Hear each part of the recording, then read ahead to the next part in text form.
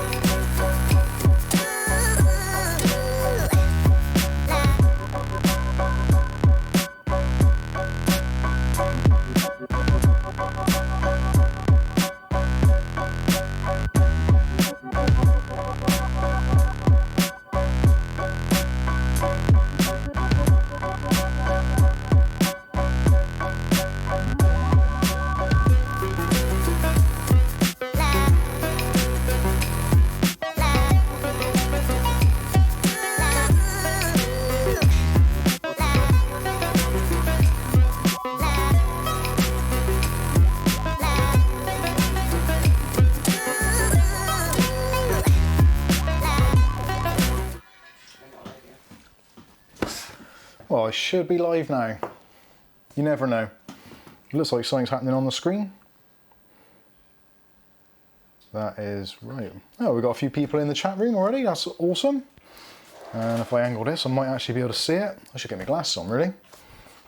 Now, are we live? There's a heck of a delay going on this today. Oh well. So, today is Saturday, the 19th of October 2019. Well, actually that was cool, that works both ways, doesn't it? No, there's a 10 in the middle, 1910. Anyway, it is Saturday night, this is Mike's Unboxing Reviews and How To. We are currently live and direct to your homes, offices, buildings, mobiles and things. Cap is finishing off a packet of crisps, nice packet of Walker's Smoky Bacon. So hopefully you can get the ASMR effect of those in the background. Sorry. In the video today, we are going to be talking about a couple of things. Android security for one, which is pretty much non-existent, or slightly existent, or at least it pretends to be existent, but it's actually awful, terrible. Also, we're going to be doing a giveaway for these, the Nokia's 3-in-1 fast charge kit for Apple devices, which I actually haven't set up on the screen yet, so I must do that. Oh, and by the look of that, that means we've had a super chat. So thank you very much, whoever sent that. That is from Captain Meets Adventures, £5. Captain Meets Adventures says, thanks Mike for going live. Well, thank you all for watching. You crazy fools, have you not got anything better to do on a Saturday evening or Friday morning if you're in the US? I think it is Friday morning in the US at the moment, I'm not entirely sure. Yeah, I think it's still Friday for some of those in America. Yep, and Canada obviously as well. Canada is a little bit further behind, I think. I'm not too sure. I need to get some time zone clocks up here. Anyway, so that's Kath's exercise. Mind out, don't give her indigestion because she is trying to eat some crisps at the moment, so go easy on the poor girl. I'm sharing. Kath is sharing the crisps with the cats, which actually, should I turn the camera around so you guys can see it? No, she'll get upset about that. Today she has been doing the derma roller. Now if you're not sure what that is, derma rolling is basically this kind of newfangled technology where basically you get a rolling pin with a ton of needles in it and rub it all around your face until it starts bleeding, and it apparently makes you look younger. Not a rolling pin. Seems to be working. It's not a rolling pin, Kath keeps telling me, it's not a rolling pin. It's like a roller. Oh, Aletta says it's Saturday at 5 PM. Oh dear, I've got some really bad reflections on this screen today.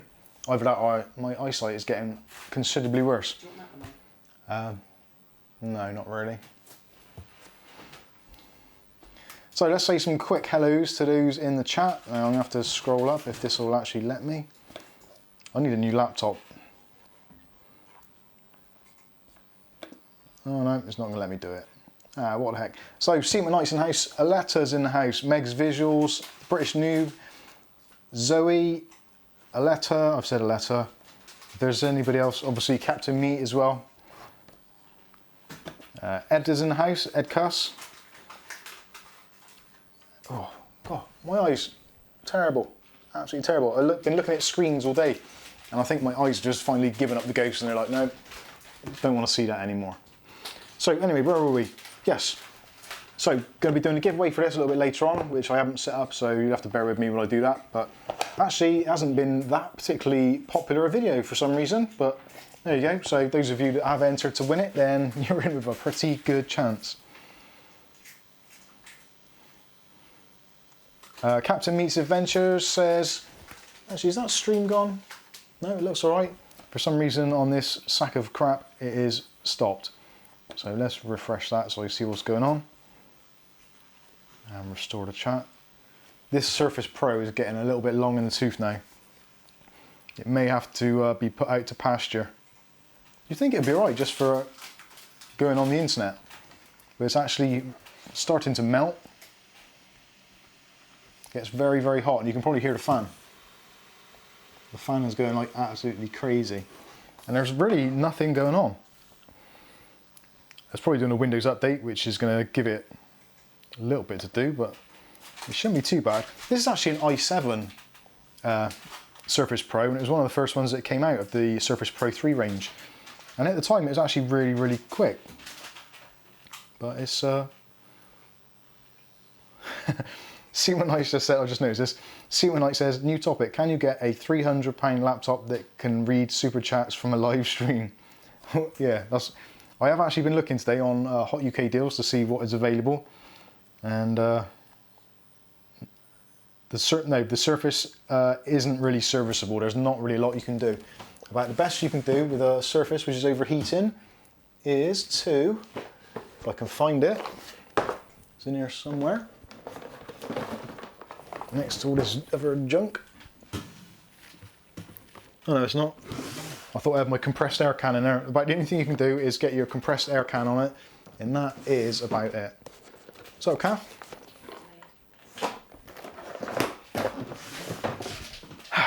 Anyway, is this actually going? Tell you what, for those of you that are YouTube creators out there, which some of you may well be, the YouTube Studio Beta for live streaming is horrendous. It truly is. There must be an easier way. It really must be. Because it's just, oh, hang on, I've come back to life. But I'm slightly delayed. Right, let's fast forward myself. Right, where are we now? Is that close enough? If I click on live, actually no, that seems to work. Right, yeah, if I click on live, that works. Who'd have thought it? Alexa says, I wouldn't touch an Apple product if I had a gun to my head. And actually, funnily enough, I have just today gone back to good old, he says, getting out of the box, I've gone back to my Xiaomi Mi A2, which is essentially a £150 phone, and I've gone back to this from my iPhone XR, which it hasn't impressed me as much as I thought it was going to. The camera on it is amazing. There's no getting around that. The ecosystem is very good, very safe, very stable. It does what it's meant to do. But I just find the operating system really, really clunky. For those of you who use an iPhone all the time, I can completely appreciate it. Once you get used to it and you get, if you don't know anything different, or you haven't used a modern Android device, I guess it'd be completely understandable to think that everything just works and it's how it should be. But if you've used an Android device, a modern one, and the stock Android experience, for me, is fantastic. It just works, it does what I want it to do. I'm one of these people who loves to close down Windows all the time, so if I'm not using an app, I'll close it down. Now, doing that on an iPhone is actually a relatively difficult thing to do. You kind of have to close the app first of all by swiping up your thumb, then flicking it off the top of the screen, and then you've got to press and hold at the bottom, wait a little while until it comes up on the screen, then you can flick up all the other ones as you go. Whereas with Android, you just press a button and go flick, flick, flick, that's it, your job. Or you can do it with your thumb, just flick, flick, flick, they're all gone. It's just, everything seems to be a little bit quicker and a little bit easier to do on an Android, which is probably going to get me into trouble.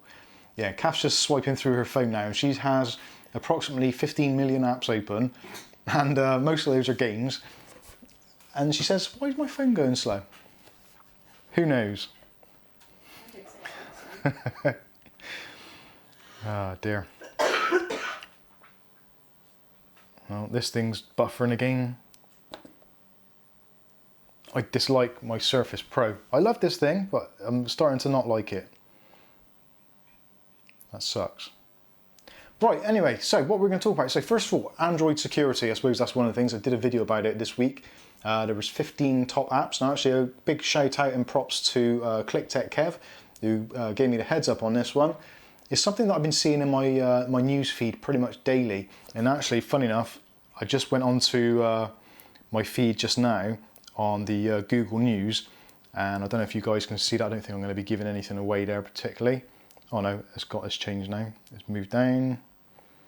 Oh, some Android adware apps hide icons to make it hard to remove them, which was essentially what I did. So that was Naked Security from Sophos, which actually I kind of got the information from. So they're doing something on that. But where is it? That's gone way down the list now. But there is basically another program which has come out now is saying that yeah, you should really get rid of it. I think it was VidSite or something. It's essentially so you can download Facebook videos and YouTube videos and store them on your device to watch offline. And it seems that in the background there's actually another app going around and clicking on subscriptions and stuff, and you can't see it because when the video is playing or you're watching a video like a Facebook video or something, in the background this app's going crazy and subscribing you to all kinds of like premium services, and they reckon they've got something like £40 million worth, or sorry, $40 million worth of revenue come from it. So yeah, check that. If you've got any of those apps which download YouTube videos or Facebook videos for watching later or offline, check it. Go to the Google Play Store, see if it's got the little icon next to it saying that it's secure and all that kind of stuff. Or if you're not sure, just delete the damn thing, because it's yeah, it's getting quite scary. There's a lot of these apps that are coming up now.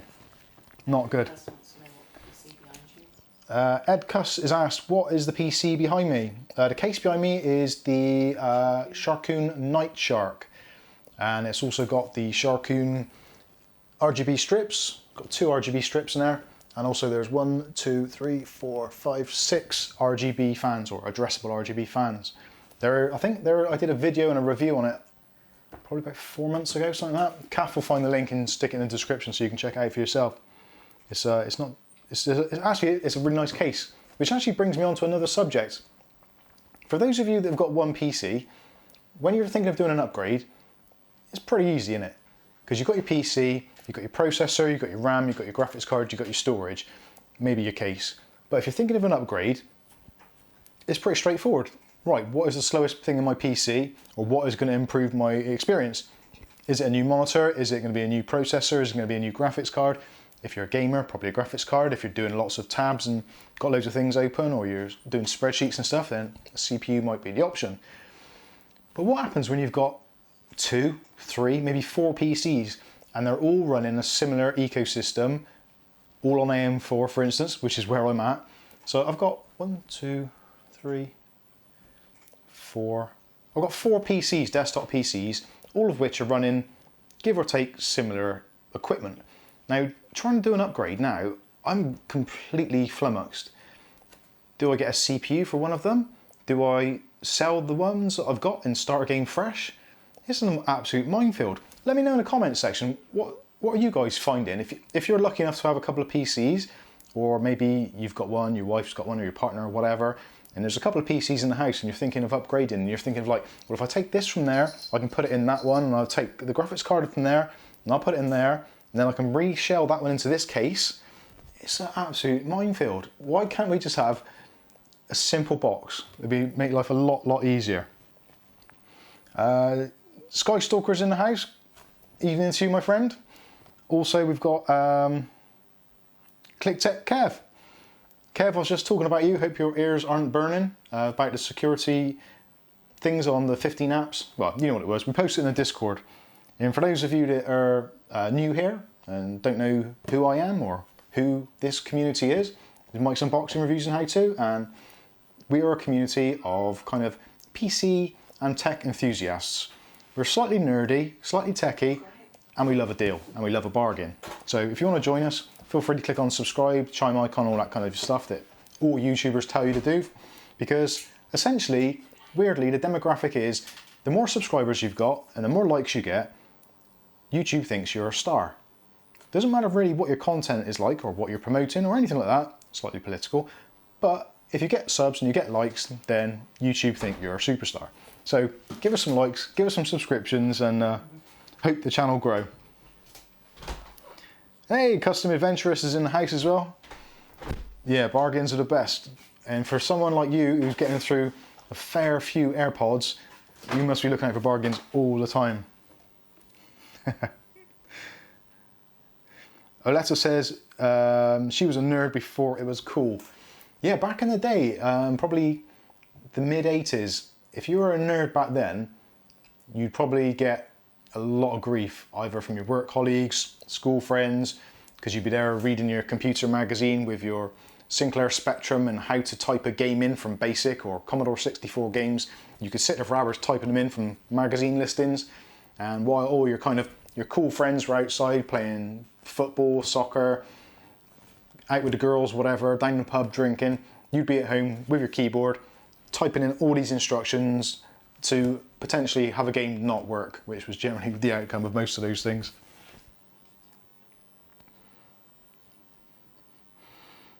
Ian McPherson says he's waiting until next year to build a new PC. Don't know whether to keep with Intel or Ryzen. Well, Ryzen is rising up at the moment. Oh, that was terrible. Do apologise. But it seems at the moment AMD are the winners. Really good prices. Motherboards are intercompatible with each other. You can even get like an old X320 board, A320 board, and some of them will actually take some of the newer Ryzen 3000 chips, which is pretty staggering if you think about it. Comparatively, Intel, they've gone through pretty much a new motherboard every, 18 months are we looking now? Maybe a year at some points. Crazy stuff. Absolutely crazy stuff. Ascended says, hi. Good evening. How are you? Hey, we've got some pretty cool people in the chat tonight. Nice of you to drop by, all of you. Thank you very much. We do appreciate it. Kath and myself. Kath's a little bit shy, so you won't see Kath on camera, but she'll be the one typing the comments, doing the video links on YouTube, typing in most of the stuff, and working like an absolute horse to try and get this channel off the ground, which we appreciate. We appreciate you, Kath. Thank you. Captain Meets Adventures is saying, is Mike having a beer? No, I've got a cup of tea somewhere, but it's over there, so I'll get it in a minute. But I am tempted to have a beer. I think I need one today.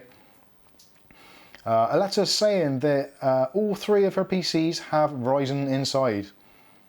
And Ed is saying, I have a Ryzen build in the works at the moment for less than £270, which is probably why you clicked on this video. Possibly. Or just the fact that you want to hang out with us. What's that, Kath? Do. Intel inside? Oh yes. Why can't AMD have something like that? Like Intel had that really, really catchy thing from the Pentium days and in through further into probably the Core 2 Duo days where you had the Intel inside logo and they had that little do noise that went along with it in all the adverts. It was like super catchy. It's like McDonald's almost, but for tech nerds. Why can't AMD do something like that so that when my PC starts up, I can add that tune to my startup sound? Because I can't add the Intel one because that's just wrong. Captain Meets Adventures says, Mike, can you say hi to Lewis Donaldson? Lewis Donaldson, hi, how are you doing? I don't know how old you are, Lewis, but are you old enough to be watching this stream? This is an adult themed stream at times. And yeah, actually, is Lewis? No, Lewis isn't a hamster, is it? I'm not talking to a hamster now, am I? I've done weird things, but hey. Oh, no, Peanut's the hamster. I do apologise. Lewis is probably an actual human with actual feelings and things like that. So I do apologise. Peanut doesn't have feelings. He does. No. No feelings. He's a pet. Pets don't have feelings. They just want to eat and sleep and crap. I missed up all these comments. Rob Simpson says hi to Kath. What do you say, Kath? Hi. She says hi. I said hi. Ah, dear. So I've done that, right. British Noob says, I have one Intel because I'm different and I have no money skills. I think that is the thing. Actually, Intel is very much like Apple, and Android is very much like AMD. So the two sides are very much kind of similarly linked. So the performance and the kind of the prestige generally would have been through Intel.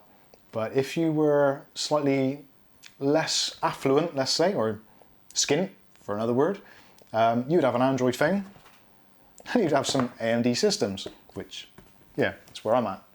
But I think it's good value for money. I don't find, years ago you'd have problems with the AMD K5 series where they were good and they were fast, but they were a little bit buggy. So you get blue screens more so than you would with your Intel counterparts because things were coded to Intel and the AMD instruction set was a clone effectively. So not all the instruction sets were exactly the same. Some of them were slightly tweaked and had algorithms to kind of circumvent certain parts of the chipset or parts of the chip which weren't identical. So sometimes you used to have like a little bit of a software buffer where something would get processed in software before it'd go back to the chip. Anyway, I'm going on too far now. Let's see, there's a name there I'm not sure how to pronounce, so Edigy?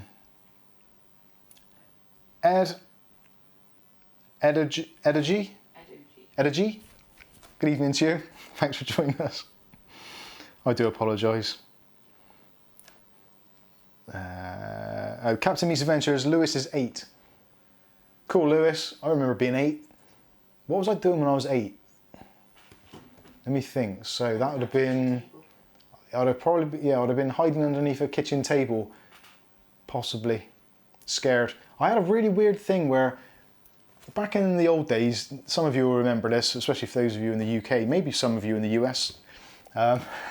This is going completely off topic, so bear with me. I used to live with my grandparents for various reasons, but my grandparents had this old like cast iron toilet flush cistern. That's the word I was looking for, cistern. So you imagine there's this big metal cistern up on the wall, probably about 6 foot high on the wall, and the water used to go into the side, and it used to use the down flush to flush the toilet. So you had a handle on the side, you pulled a chain, and the water would come down, and because it was quite high and the water would come through quite quickly, it actually used to make a pretty horrible noise. And for some reason, it used to scare me. I can't believe I'm saying this. Anyway, so this flush used to scare me because it used to sound pretty ferocious. And being an 8-year-old kid, your kind of imagination's a bit weird and what have you. And also in the bathroom, I remember there was this old-fashioned electric element heater. And it was probably about this wide with the electronic element in the middle that used to glow kind of orange. But it had a guard in front of it and it had these metal bars across the guard and then a strip across the middle. And the metal guard used to freak me the hell out. It used to scare me to death. It looked like it was like one of those plants that eats you. So I used to pull the flush, that had scared the crap out of me, which actually is probably, I should have done that beforehand, which would have been really helpful. But anyway, I pulled a flush and I'd be like, ah, the noise. And then I'd look round and then on that wall was the scary electric fire. So then I'd be walking down the stairs and I could still hear the water flushing and I was running down the stairs. And then I'd go and hide underneath the kitchen table because it was safe there and the bog monster would not catch me. Oh dear. All this and I haven't done any drugs. I think I need a reboot. Captain Meets Adventure says, have you watched El Camino, the Breaking Bad movie? I have. Now, I don't want to spoil it for those that haven't, so if you haven't seen El Camino or you don't want to have or hear any spoilers or anything, let us know in the comments now. And if you're watching this in the repeat or from later on, like a YouTube video rather than a live stream, then please bear in mind that there may be spoilers ahead and to maybe turn on the closed captions. No, actually, no, that's probably worse because you'll see them. But anyway, kind of spoiler alert kind of thing. Yeah, like, way to spoil it for me. British Noob says, Well, I'm not going to go into details too much, but I would say if you are a Breaking Bad fan and you love Breaking Bad, it's enjoyable. If you've never watched Breaking Bad before in your life, this is going to seem like 2 hours of your life that you've completely wasted. Now, I've got to be honest with you, I love Breaking Bad. I've watched the whole series through a few times now. Was it 2, 3 times? Two and a half. Yeah, third time now. So we've invested a lot of time in the series, and it was interesting to watch it. But I also felt at the end that it was kind of like, okay. For me, it ended on a bit of a damp note. It wasn't really like, oh yeah, that was great. I really enjoyed that. It was kind of like, probably the first hour was a little bit okay, quite good pace. It was slow, and I think that's what a lot of critics have said, that the pace was really slow. It was just like a kind of like a slow meander through the history of it.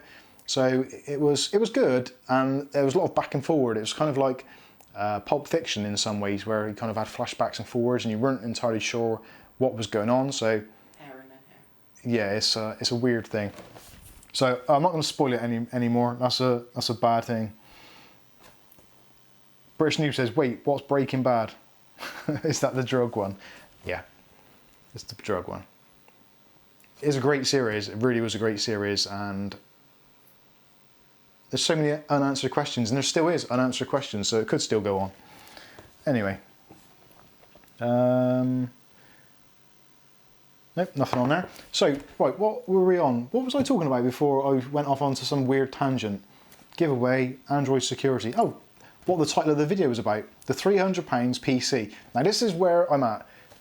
We discussed some of the upgrades that are going to be possibly happening here to myself, but there's also a PC build. So, good old friend of mine, Glenn Finnick, who is a supporting artist or actor.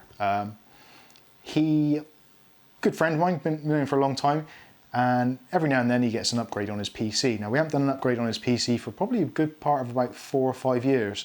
So his PC currently, I think, is a Intel Core 2 Duo, possibly an E4400. So I think it was a 2 gig part, and I think we overclocked it to like 2.6 or 2.8, maybe even 3 gigahertz on both cores. I think it might have had hyper-threading as well. I'm not entirely sure. But it was at the time it was a okay-ish PC, and it ran quite nicely. Did a little bit of video editing on it, mostly internet use, emails, work, all that kind of stuff that you'd normally do. So yeah, he got in contact with me a couple of days ago and said, oh Mike, about time I had another PC. So that was, what's that? Kat's pointing to something, and I'm not sure what she's pointing to. That type of whiskey. What's that, Glenfiddich? Yeah. But Yeah. British New thinks it sounds like a bird. Glenfiddich, yeah, it does a bit. That was part of it, because he originally, Glenn worked as I want to say a blue coat, but it might have been a yellow coat or something like that, back in the sort of 70s and 80s in the UK. I don't know if he did in the US and other countries, but if you went to stay at like a Butlins or a Pontins or one of those kind of, what are they called? Where you go on holiday and it's like a holiday camp or a holiday resort.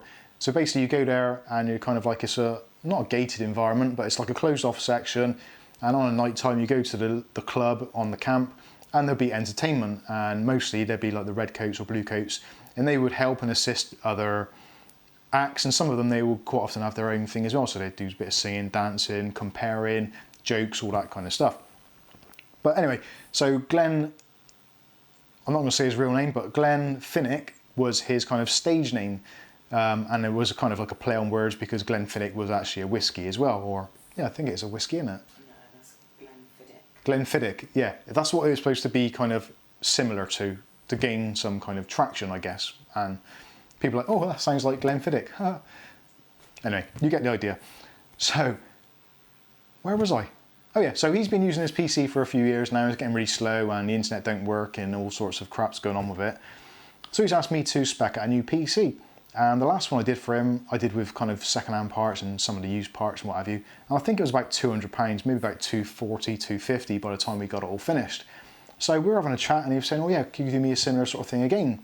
Now obviously technology has moved on Windows has become slightly more bloated, apps are more bloated and all that kind of stuff. So I said, oh yeah, that shouldn't be a problem. We can do something along those lines. And I was thinking in the back of my head of the kind of the Athlon 200 GE, 8 gigs of RAM, A320 motherboard, SSD, possibly hard disk drive, cheapo case. Yeah, we should be able to do that for £200. So today I was actually thinking about it a bit more in more detail, and I went onto PC Part Picker, which if you've not seen the PC Part Picker list that I've created, in the description of this video you should find there is actually a link to it. If not, Kath might post it in the chat so you can check it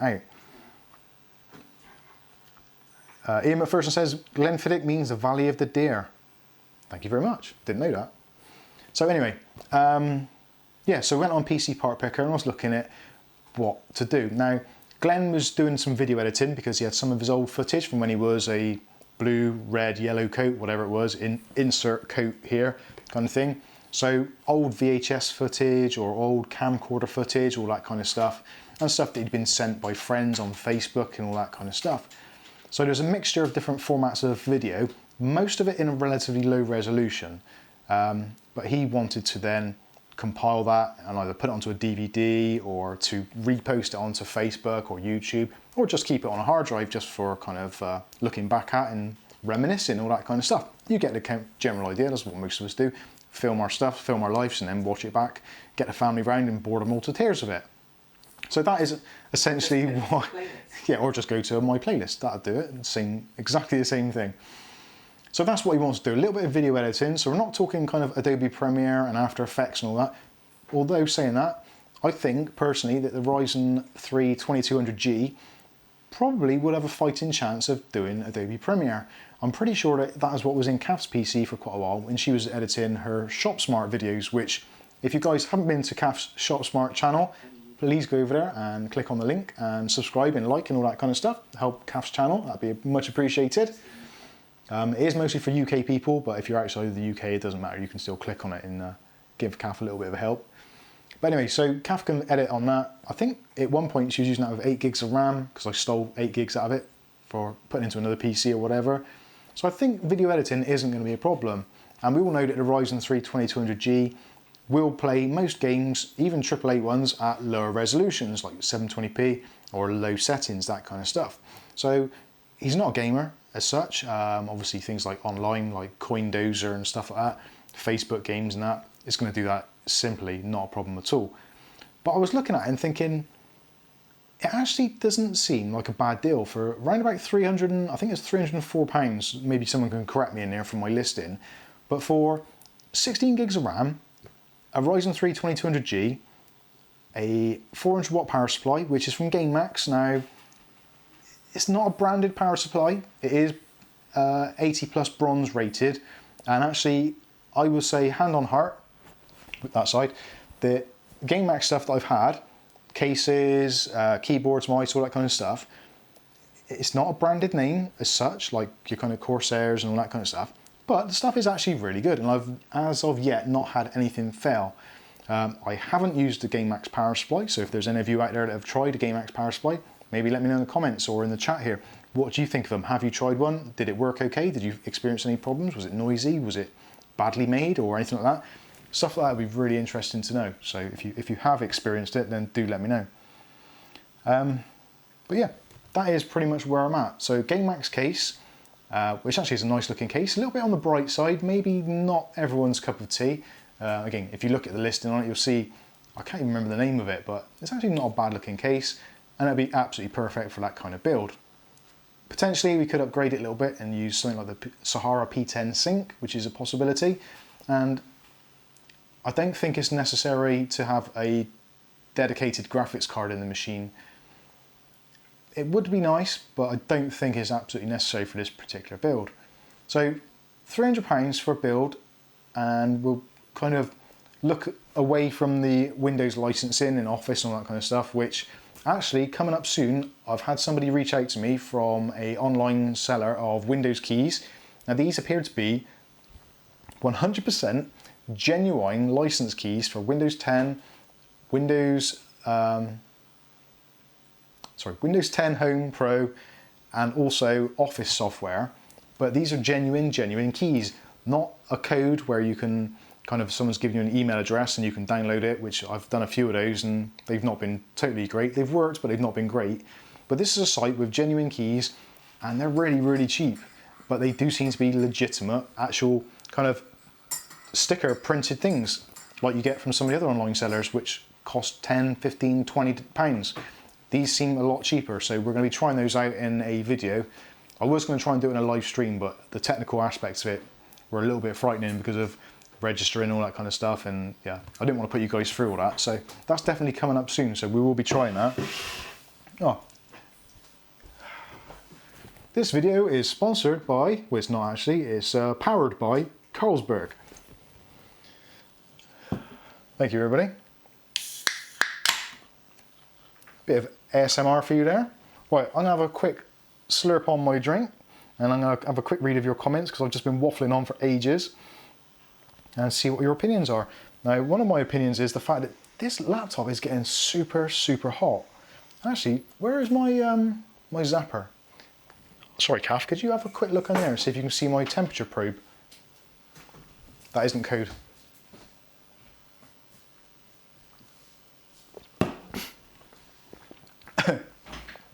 Joke on my beer. I think it's there is on the right hand side next to that can of lubricant. Don't blast my eyeballs with it.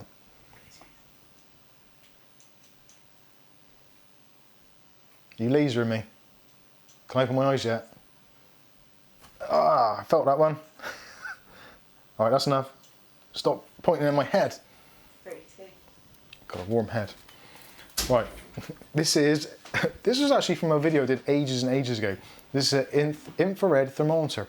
Did they actually pay me to do this review, Kath? Can you remember? We bought this. So currently, my beer is currently registering as 14 degrees Celsius, which in the ambient temperature of about 24, that's quite nice. So let's see how much the Intel is getting at the moment. If I do it here, this is probably the hottest bit. See where the warmest section is. I think it's going to be over there. Yeah, I think that's the hot spot there. So that at the moment, I don't know if you can see it on the actual display. Actually, there is a hold button, but I can't press that at the same time. So that's 47.7 degrees actually on the back of there. So that's the heat transferring, and that is actually not even touching the processor. The processor's nowhere near that. It's on the other side, the screen side. So this thing's running damn hot. Actually, I wonder how hot the screen is. The screen itself is registering about 40 degrees on that side and about 30 degrees on that side. So yeah, it's getting pretty hot.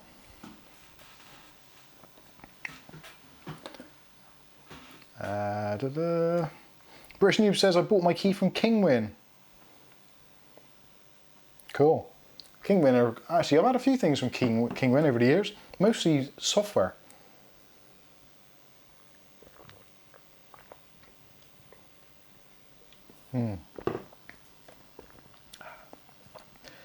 If you live in the UK, if you've not tried Carlsberg recently, they've redone the taste of it. It's actually really nice now. It was good before, but it's actually really nice now. It's a little bit weak though, it's only 3.8 volume, but not bad.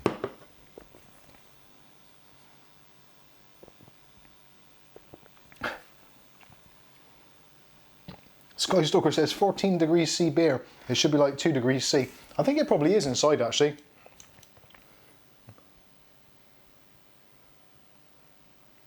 I don't think that's registering quite right. Because it's actually, you can see there's condensation on the can. Oh, I don't know, it feels cold.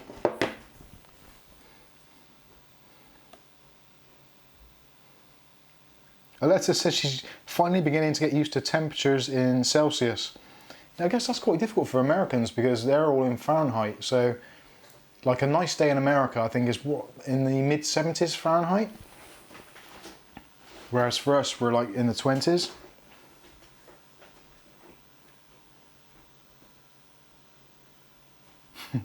Yeah, Skystalker says PC temps are pretty much universally in Celsius, so let's get used to it. Now, back in the day, I'm not sure if it's still a thing. I'm pretty sure most BIOSes you could actually change it from Celsius to Fahrenheit.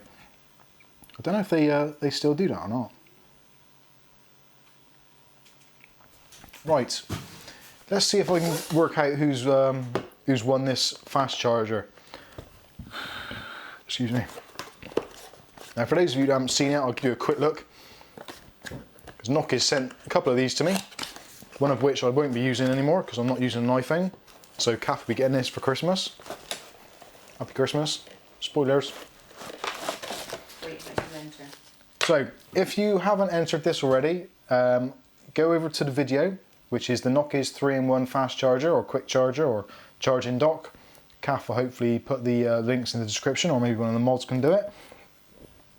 And all you need to do is on the video, click on like, subscribe if you haven't already, and put in the comment section, I want to win because, and then you fill in the blanks.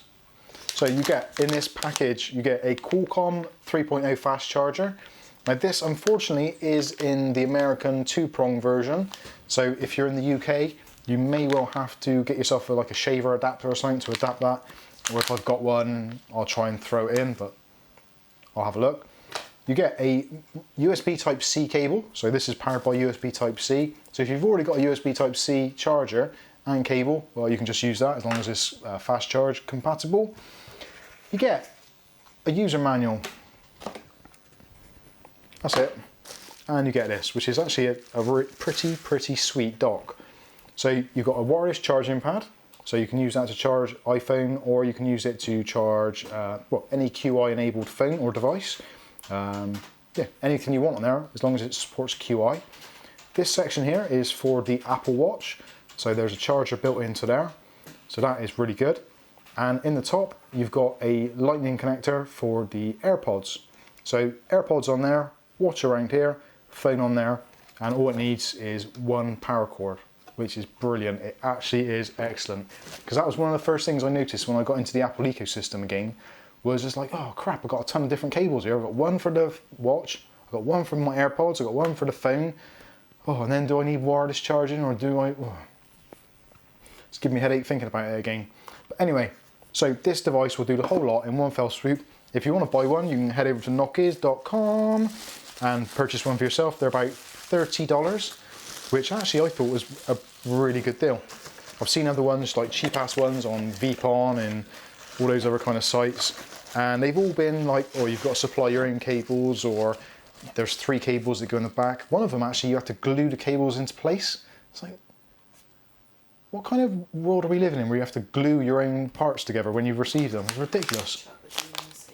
Yeah, there was one of them made of bamboo. It's like, oh, that's pretty cool, bamboo. That's nice to have, nice earthy kind of stuff. But then it's like, it is literally a piece of wood. So you have to wire all your cables through and stick them into place, and then use a load of glue to stick them into place, whilst trying not to stick your fingers to yourself or to the wood and make a mess. And then what you can do with the glue when you finish, chuck it in the sea. It's not good. Greta would not be happy. Anyway, so that is the 3-in-1 fast charge kit from Nokia's, available in white and black. Unfortunately, I've only got the white one, so if you want the black one, you have to buy your own. So let's do the draw. How do I do the draw? I can't even remember how to do it now. Sorry? Oh, I'll let everyone enter first. I'll give you a few more minutes. And Kath says I've got to look at the comments.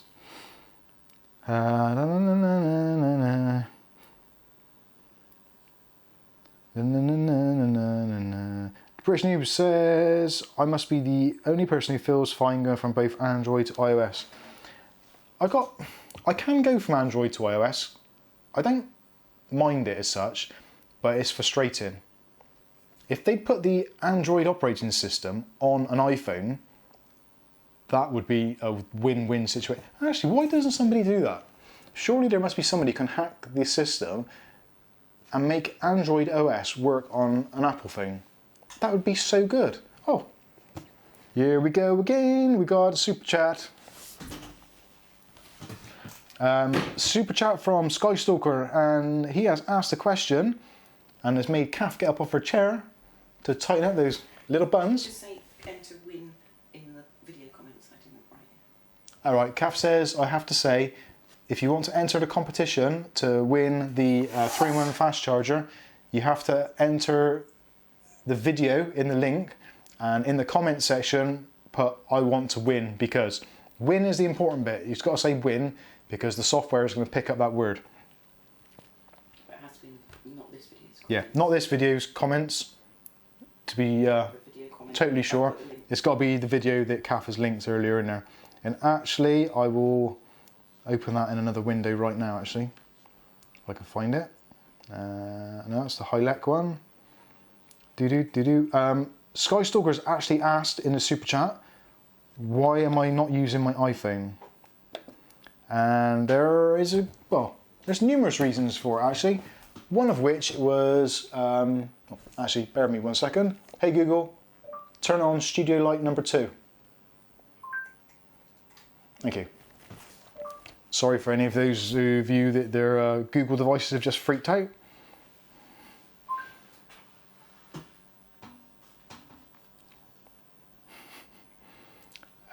Yeah, why are you not using your iPhone?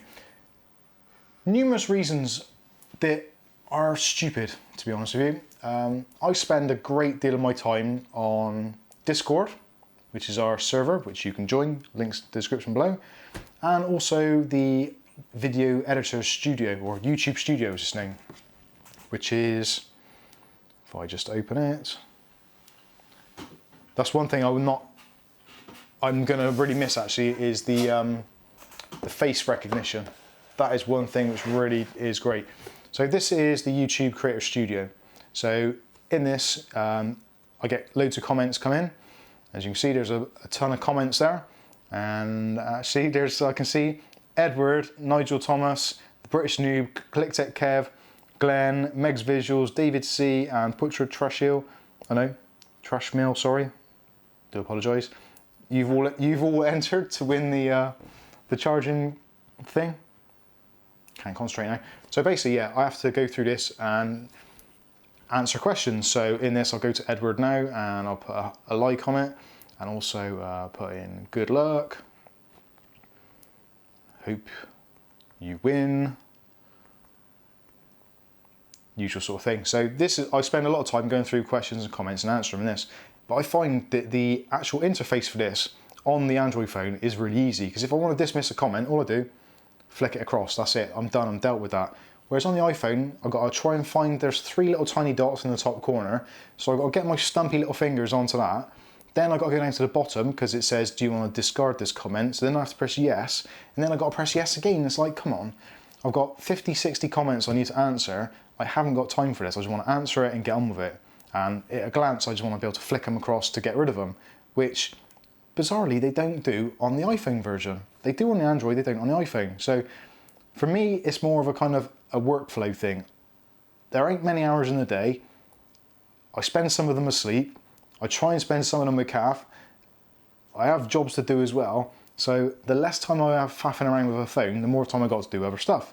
And also I can spend more time answering comments, because I wake up in the morning, I think, right, what am I going to do? First thing, right, let's go over to the comments section and see who's asked questions. So I've got like 20 minutes or 30 minutes to go through and answer questions. And faffing around with user interface is the last thing I want to do. So yeah, there you go. That's basically where I'm at with it. Also, I found that on the iPhone, I don't get Discord notifications, which I've tried to get around, and I don't know why it won't do it. It just refuses to do it. And basically, I haven't got time for it. So it needs to work, and it just needs to work without me getting too involved with it. So that is why I'm going back to my phone, which is a quarter? Yeah, a quarter of the price of the iPhone, which is really disappointing because I really do like the iPhone. And also, it's bloody heavy. Now, I don't know if any of you there have got an iPhone, a modern one, and an Android phone.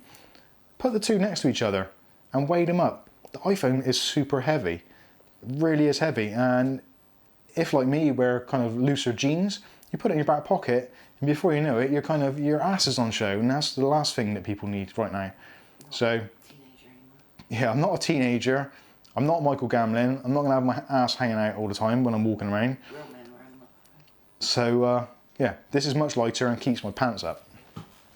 So, yeah, hopefully that answers your question, my friend. Alexa says, damn, Mike's looking mighty fuzzy. The stream dropped down to 1440p. No, I do, I look like that. That is me. Actually, mine says quality 360. This bum, ooh, 1080. Wow. What a sad looking dude. I just noticed Crazy Yo's in the house. Crazy Yo is my son, and he's got some weird obsession with Callum's Corner at the moment, who is a local YouTuber who has got, well, he's basically follically challenged like myself, so hey ho. So, right, has everyone had enough time to enter this competition? I can't remember how I do this competition now. Right, I'll do it quickly on here. So, comment picker, so there is the user ID. Let's get that going. So, we'll copy, paste, copy, open one of those. Where is it? Yeah. So, where are we? This is the YouTube random comment picker or giveaway. So we'll open that up now. I'll get the camera from over there in a minute so you can see there's no funny business going on. So video URL, we'll enter that in there. Filter duplicate users and filter comments based on a specific text. And the word is going to be win. So if you've commented on the video and you want to win this and you haven't put the word win, well, you ain't going to get it. What I was saying that, you can give it a go if you want. So let's get YouTube comments. So we've got 17 unique commenters, so all we need to do now is get the random winner. So I'm going to grab the camera, which hopefully isn't going to be too tethered. Bear with me. Oh, I did tie up the bloody cable. Sorry, cursed.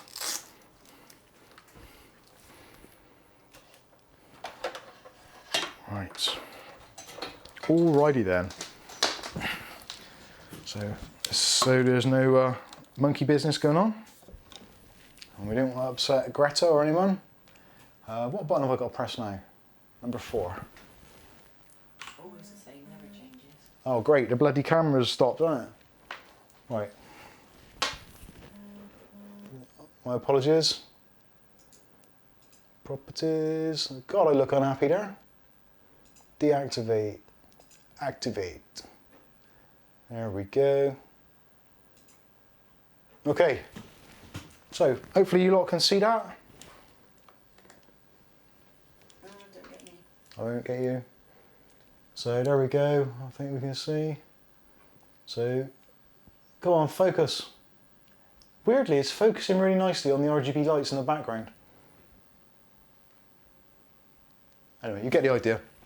So, I'll do get YouTube comments again, just in case there's any late ones. So there we go. So click on start, which hopefully you can see. And it's going through the winners' names.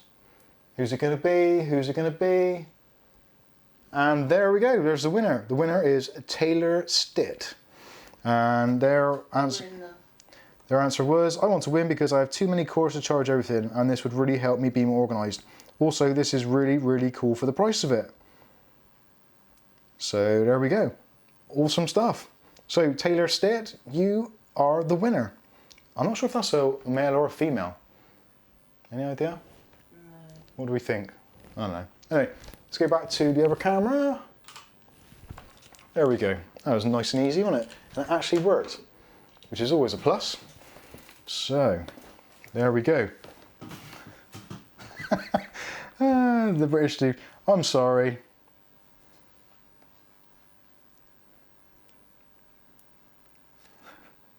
So, I'm not sure if that winner is in the comments.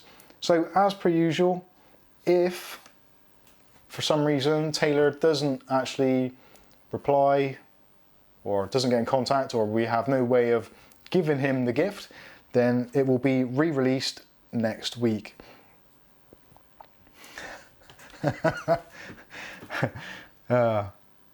Actually, what's going on here? This is, oh, I gotta click on live again. Stupid laptop.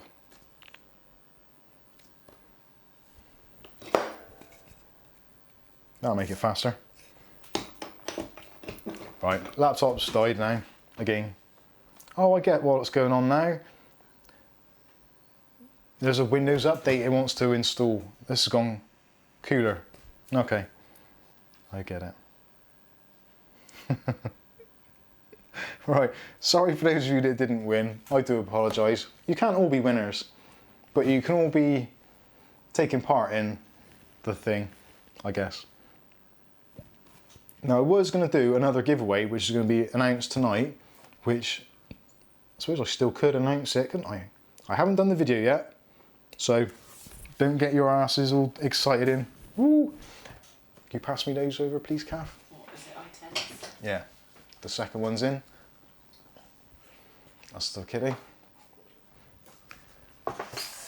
So my lovely assistant has just passed over our next giveaway.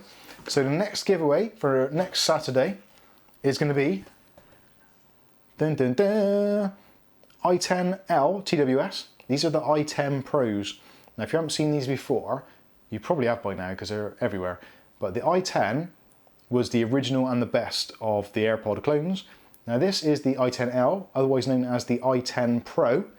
Now these are an improvement on the original i10s. We've got wireless charging, better sound, better Bluetooth, all that kind of stuff. So got a review coming up on these in the next couple of days. I did start reviewing them on Friday, or was it Thursday? On Thursday, and the video was just going so badly wrong. It was horrendous.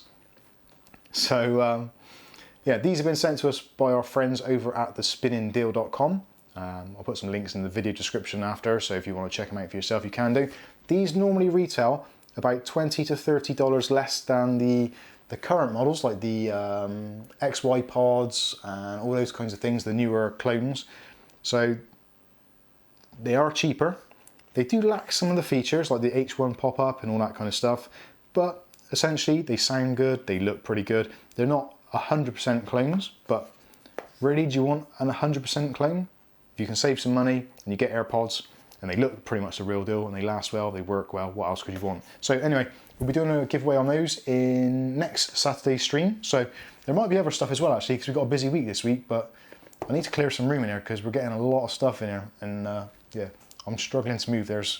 I can't even use my Fire because this computer case is in front of it. So need to clear it out because winter's coming, it's getting cold. Anyway, so if you want to win those, that's going to be on next week's stream. We will definitely be doing that.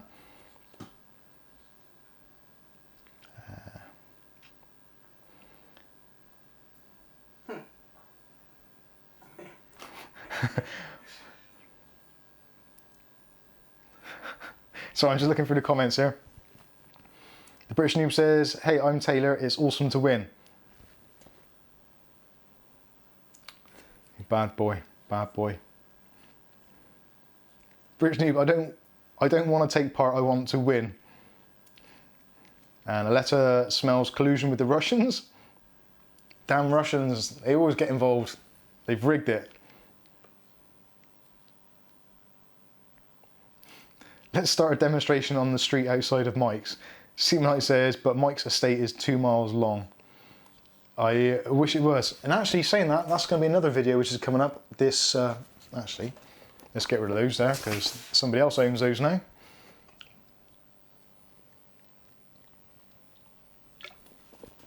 That is really good stuff. Coors Light used to be my favourite, but Carlsberg's actually starting to do a bit better. I think it's because it's Danish. Danish Pilsners are just lovely. Anyway, moving on. So, this is going to be coming up in this week's video. Now, if ClickTech Kev is still here, then he will definitely recognise this, because we've both been sent these for review. I'm not sure what that says, Aletta, but knowing you, it's possibly rude. So this week we're going to be reviewing this as well. This is the HT NVR kit. So this is basically a home security kit with 4 cameras, wireless cameras as well. So you can use them with Cat5 if you want to. If not, you can use them with Wi-Fi. You've got a receiver box there, which you can put a hard disk drive into. You can use this as a separate standalone system, or you can view it through PC, on mobiles, on the app, all that kind of stuff. So this retails, I think at the moment this retails at some crazy price, like about £150, which is insane. It might be a bit more than that, so if it is, I do apologise. There'll be a full review coming this week, and we'll do the unboxing, setup, thoughts and all that kind of stuff later on, so you can see what it's actually like. But I've had a quick sneak peek at this, and it actually looks pretty good. If you've got a largest garden, or you've got like a front and rear access to your house, garages, that kind of stuff, this is really cool because you can actually record 24/7 onto a hard drive, knowing that all your footage is going to be completely safe. Plus these, if you don't think, oh, I don't want to put wires all through the house or Cat5 cable everywhere, or you're thinking, my Wi-Fi is not great, I wanted to go to the back of the garden, but the Wi-Fi isn't great. These actually, each camera has got a built-in Wi-Fi repeater. So the first camera, second camera, third, fourth, etc., they can be daisy chained. So if you've got a garden which is, I don't know, 100 foot, 200 foot long, you can space these out at various levels when the Wi-Fi drops off, and they will bounce the signal back and forth with each other, which I think is actually a really, really clever idea. The Wi-Fi that it uses actually is its own Wi-Fi as well, so it doesn't interfere with your own home Wi-Fi, so you don't have to have all that extra traffic of video data going through your Wi-Fi system. It's its own Wi-Fi integrated system which works on its own. It does connect to your Wi-Fi or to your Ethernet, but the cameras are separate, so you don't have that extra traffic, which for those of you in slightly more rural areas where you've got, let's say, crap internet, this isn't going to be a problem for you. You're not going to destroy your wireless signal. So anyway, there's going to be a full review coming up on that in the coming week, so look out for that. I'm actually pretty excited to have a look at that, because I did notice today, I was trying to look at the camera at the front of the house, and it said that the camera had died, and I'm actually going to have a look now and see if it is still working, because that is a little bit of a concern. Where are we? Smart Life. Driveway, here we go. And that is working. So there we go, there's our driveway at the moment. I can't see Seam at Night or anyone protesting outside yet. Skywalker wants to know, does it come, oh actually. Right, let's have a look at the questions. Does it include the HDD? I think Kev's answered. Am I a little bit too far off on the questions? The camera hasn't. Alexa says, nice security camera, but I don't need it. I have 3 large dogs. Ability is asking, is there 5G yet in the UK? Yes, there is. And Ethan, mate, how you doing?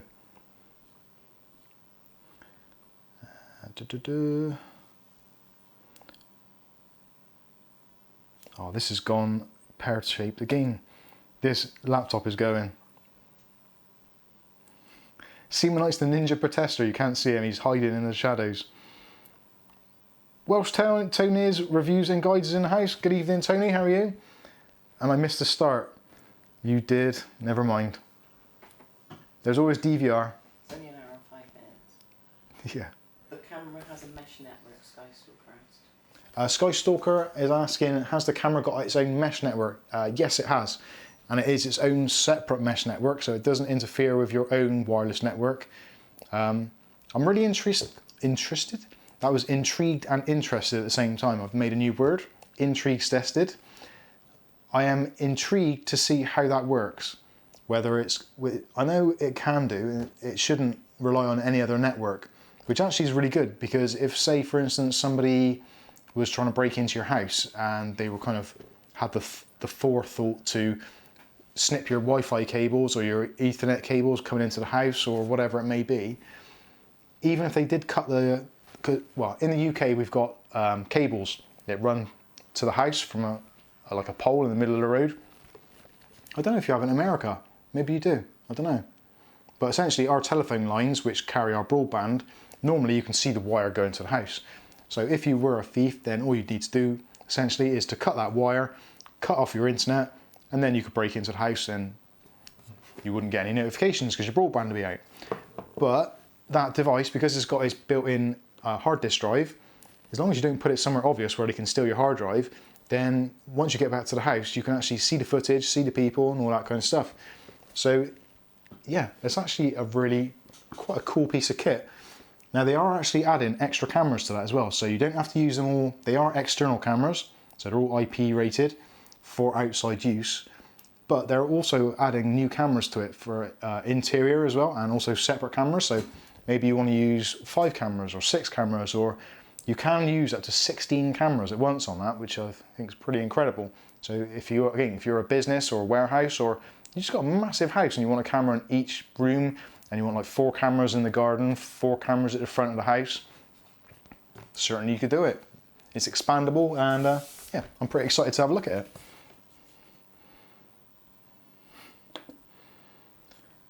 So then, Totec says, why do I feel like you own Nokias? I do own Nokias, but I'm not the owner of Nokias, if that makes sense. And if I did own Nokias, I would certainly have more Nokias than I have there, and I certainly would have, there would be no XY pods, there wouldn't be any Maxitors, and all the Creative Lab stuff would be gone, and certainly the Blitzwolves would be gone.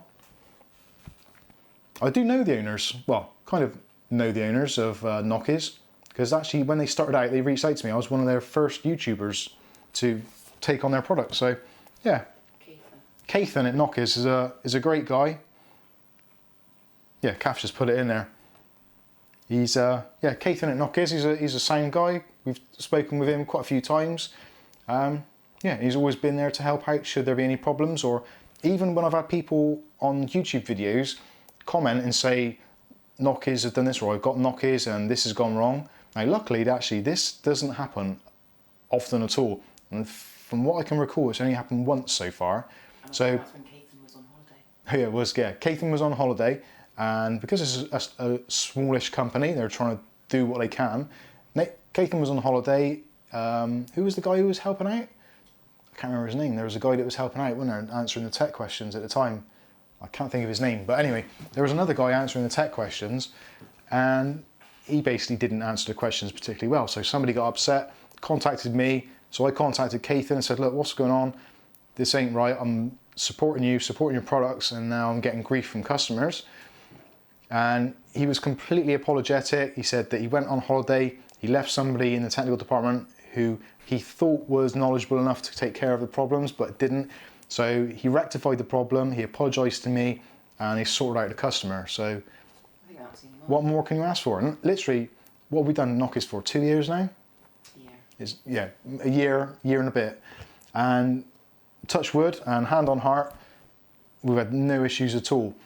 All the problems we've had have been from, I would say, the i10s from various sources like Alibaba, Wish and all that stuff. And I got to be honest with you, I was getting to the point this week where I'm actually starting to get literally depressed about the amount of questions I get about i11s and i10s not working or not syncing or flashing lights. It's like, oh my God, seriously. Do you not watch the videos? Watch the videos. What do I say in every video? Don't buy them from Wish. Don't buy them from unknown sellers. If they're cheap, there's a reason for it. It's obvious. Like, if you're getting a £50 product and you're paying £10 for it, if everyone could sell them for £10, they would sell them for £10. They would not sell them for £50 because it wouldn't make sense. So obviously there's a different thing. It's all about binning. So high-end products or products that perform as they should get sold at a premium. If they don't work as they should, or there's minor faults with them, they sell them cheaper and people buy them and sell them cheaper. Please, please, hopefully this is getting through to some people out there that if you're buying it cheap, you're going to get problems. You can pretty much expect that. It's a guaranteed thing. If you buy cheap parts for your car is going to break down. If you buy crap food, your body's going to break down. If you buy cheap video camera, the video camera is going to break down. Is this kind of, am I making sense yet? Right, Sky Stalker. Sorry, do apologise. Possible problem Breathe. is that you have 2 mesh networks already, Sonos and NV-Link for wireless and internet. Does one network mess with another? Right, Kath's just relaying the question from Skystalker about mesh networks.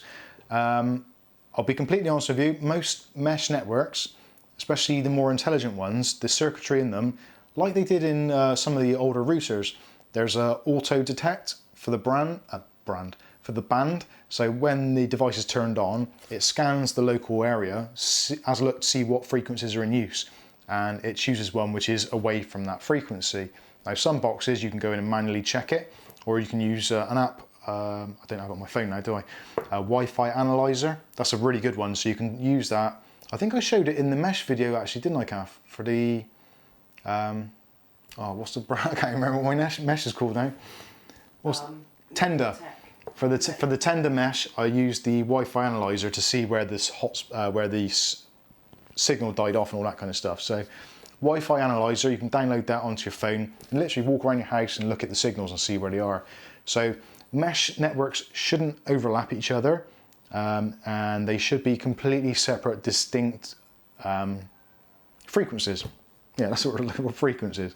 So you can add more mesh networks. God, this is getting harder and harder.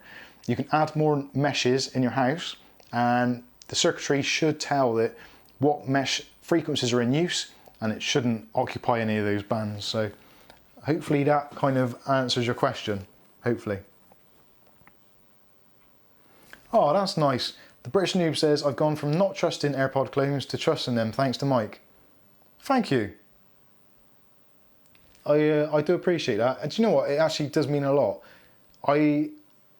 I would argue every single day of every single week of every single year that I've been doing YouTube, I have always, even when I've been ill, I've always gone on and answered the tech questions or any questions from YouTubers, YouTube viewers, because I feel that's my responsibility. I'm making videos and people are engaging with it, and even if I'm unwell, as long as I can still pick up a phone and focus on the screen, then I'll answer questions. I may not be able to answer them to the best of my ability or whatever, but I'll do what I can. And it's not annoying, it's disappointing. I love saying that, it's disappointing. I'm very disappointed in you. The people who buy these cheap stuff and ask the same questions over and over, it's like, if you just read the comments, you'll see there's a pattern here. And you're definitely in that pattern. And I do, who was it who said it before?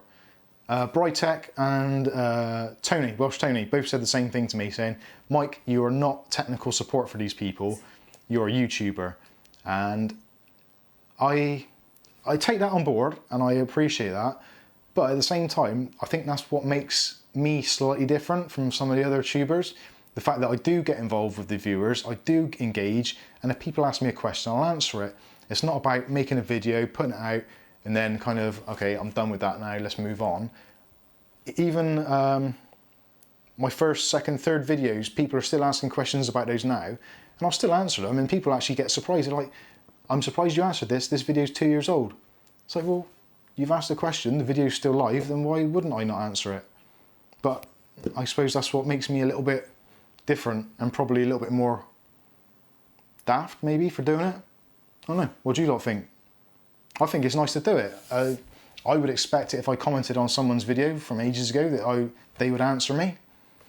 Just being decent, I guess.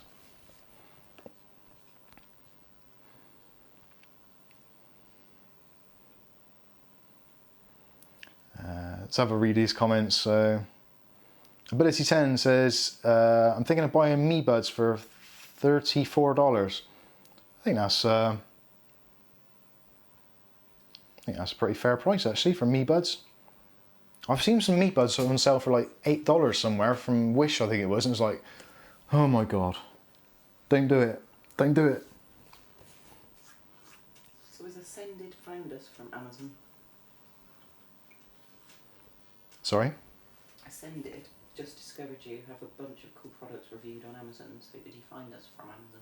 Ascended has just discovered a bunch of cool products reviewed on Amazon. Yeah, Ascended, how did you find us? Did you find us on Amazon or did you find us from YouTube? I'm interested to know. Skystalker says, same, if Mike endorses a product, I will trust it and will let him know if I have issues.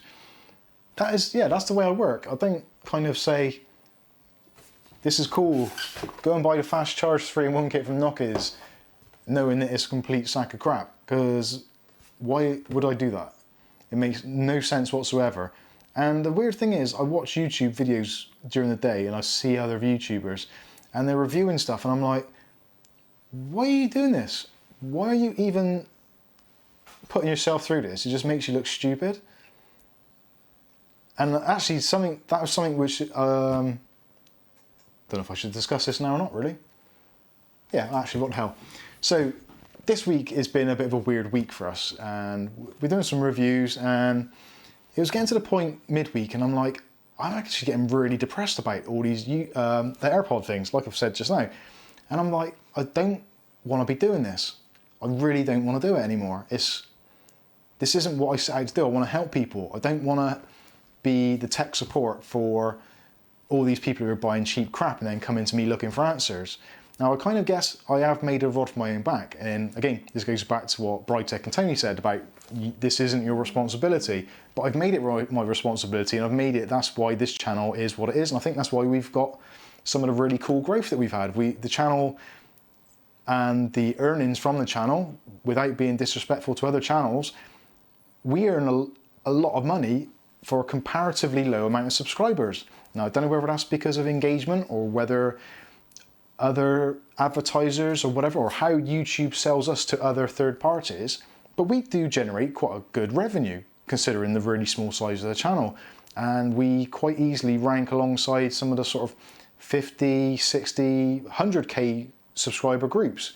So for a 15k channel, we actually are doing really, really well. And I'm super, super pleased, and I'm really proud of it. And like the work that CAF does as well, it's like, we have really gone somewhere with this. We haven't got the numbers, but we're certainly getting the revenue for it. So somebody somewhere thinks we're doing a good job, which is fantastic.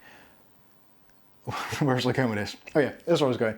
So we, on a daily basis, get bombarded by people trying to send us stuff for review.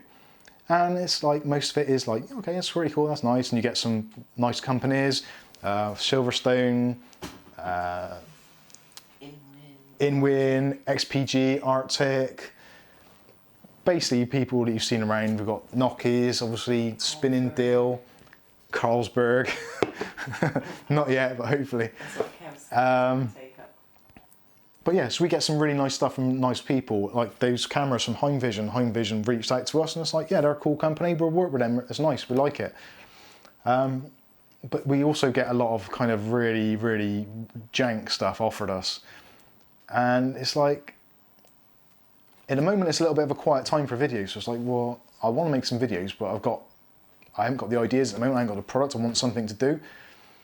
And you get these things and I don't even want to do it, but then you feel compelled to do it, to do a video every day. And I think we've come to the realization now that we're not going to be doing a video every day. If we've got the stuff to do, we'll do a video. If we haven't got the stuff, I'm not going to scrape around looking for something to review purely to get a video out there, because I don't think it does me as a person any good. It certainly doesn't do Kath any good, because she's like, well, what are we doing today? And it was like all last minute stuff, so it's not great for her. And I don't think it's good for you guys either, that you actually sit around and watch this. And some of you, I don't know how you feel about it, but some of you probably look forward to seeing the notification on your phone saying that Mike's Unboxing has released a video. And it interests you and you watch it, which we're eternally grateful for.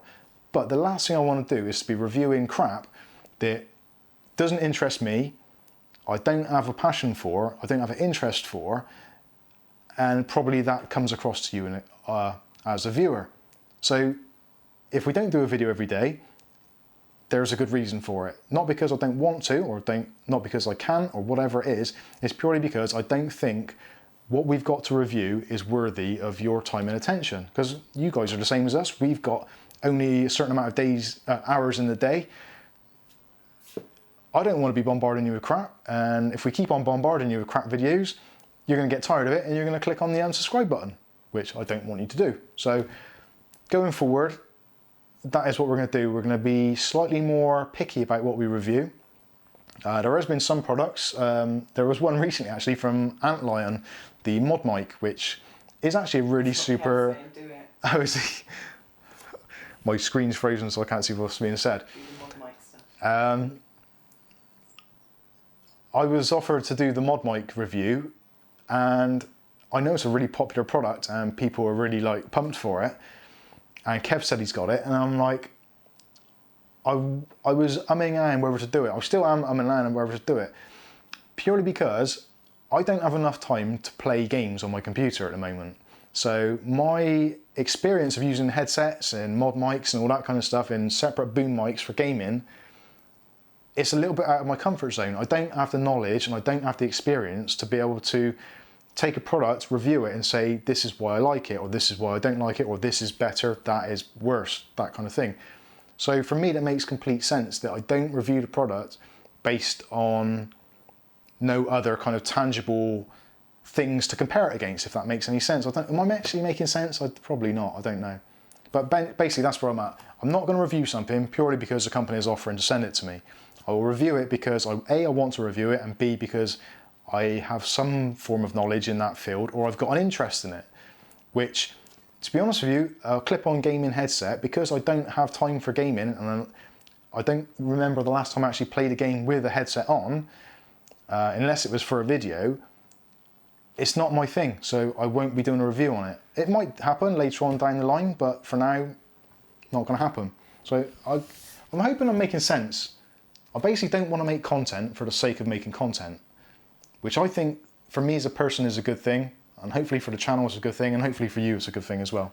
Is there anything they'd like us to make videos? But getting around to that actually, is there anything that you would like us to make a video on?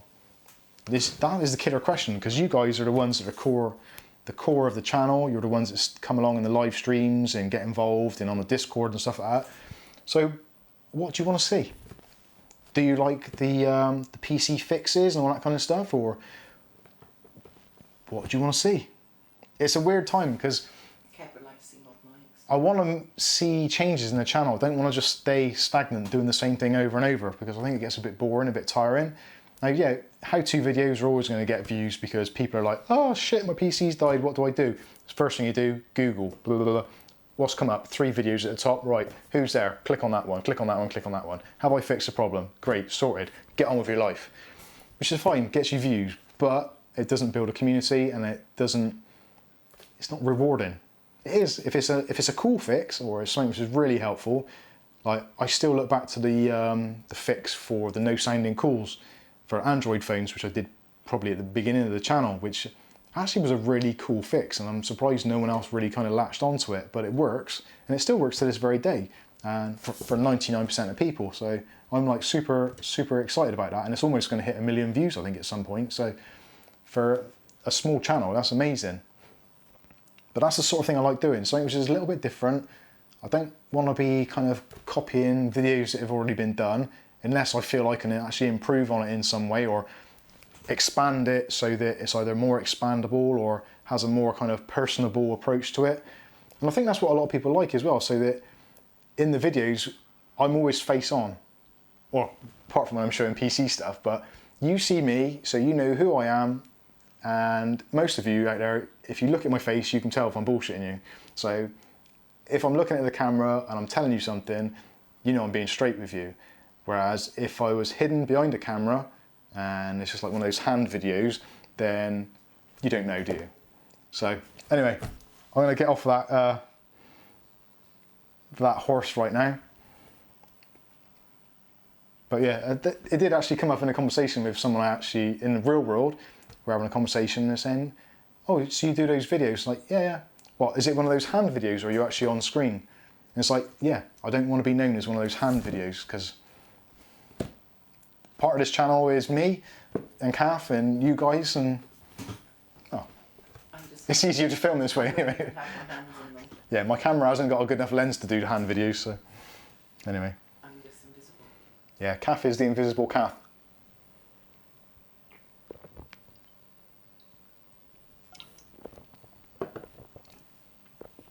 ClickTech Kev says, do more how-to videos. British Noob says, I would like to see a video of Mike, you building your dream computer when you was 12 or something, or 18. What, sticking rubber keys on spectrums? If it was when I was 12, yeah, it would be sticking rubber keys on a Spectrum, or trying to find an RF converter for my VIC-20. Oh, did I ever tell you guys the story of my VIC-20? The VIC-20 was my most upsetting computer of all time. It was supposed to be a Christmas present, and my mum bought it second-hand because we were like really poor, couldn't afford much, so second-hand computer, and got it home and said, oh, can I test it, make sure it's all right? obviously I just want to play games. So I used it, plugged it in, and it worked for about half an hour to an hour. And then the RF adapter, which is a radio frequency adapter, which old-fashioned TVs used to use to plug into a computer, the cable broke. And this was back in kind of like 1984, 1985 maybe, something like that. And back then, there wasn't the internet. So if you needed spare parts for anything, you had to go to either to a store, which computer stores weren't a thing back then. If you went to Dixon's or Curry's, they'd be like, we'll sell you a new one. So no, I don't want a new computer, I just want the cable and the converter. So essentially we had to send a letter with a postal order. This is showing how old it was, a postal order, which is old-fashioned version of money, to Commodore in Reading, I think they were. Was it Reading? I think it was Reading or Hants, somewhere like that. Anyway, so, but long story short, we sent the money off and they sent an RF adapter about 2 weeks later through the post. So it was ready to be used at Christmas. But I was so disappointed thinking I wasn't going to have my computer for Christmas. Anyway, yeah, so I won't be doing the VIC-20. Sky Stalker says the VIC-20 sucked. It did. But then I did have happy times with it. There was a game called Pub Shoot, I think it was called, where the bartender would slide a glass of beer down the counter and you had to shoot it at the end. Simple, very simple, but good times. British Noob says, oh actually, what's that? Sky Stalker, I would love to see you do an upgrade of your computers. How do you do it and why? I believe a lot of people do that in their family. I upgrade my kids to get old parts, etc. Yeah, actually, I quite like doing that kind of thing. So, yeah, that would make sense. And that's always what I worry about as well, actually. I don't know why I worry about it, because I shouldn't do. But you've got all these big channels who've got like kind of, not limitless, but they've got money and they get a lot of good stuff sent to them. So they can quite happily like go into their back room and grab the latest AMD processor or whatever. But realistically, for me and Kath, we've got to look at the bank balance and go, right, what can we afford? And quite often, it ain't a lot. So we haven't got a massive amount of endless cash to spend on computer components. So upgrading for us is actually like a big thing, which is why I was talking about it earlier on in the video. Like there's 4 PCs here, which each one has slowly been incrementally upgraded to bring it up to a certain level. But they're all in use. So it's not like they're, well, one isn't behind me, but that's because I haven't been bothered to put it where it should go. But anyway, yeah, if that's what you want to see, upgrades and stuff like that, then yeah, maybe that's something we'll do. I just worry that it's a little bit boring and a little bit old hat. You would like a day in the life of Mike. That's what you're thinking. The Fish Dog, good evening to you. New hobby video series. Pick a new hobby to pursue every month and find the best beginner equipment to use and share experience. Sure to be lots of knowledge in the comments to help out and interact. That's an interesting idea. Click Tech Kev says North Hants. That must be for the Commodore thing. Yeah, I thought it was North Hants. I remember Hants. That's incredible for that to stick with me for that long. It must have been like 86 maybe, 85, 86. It's funny how strange little things like that really do like stick in your mind. Sky Stalker says in the USA and Canada you went to Radio Shack. Yeah, a little bit further on, probably a couple of years later, that's when we started getting Tandy in the UK.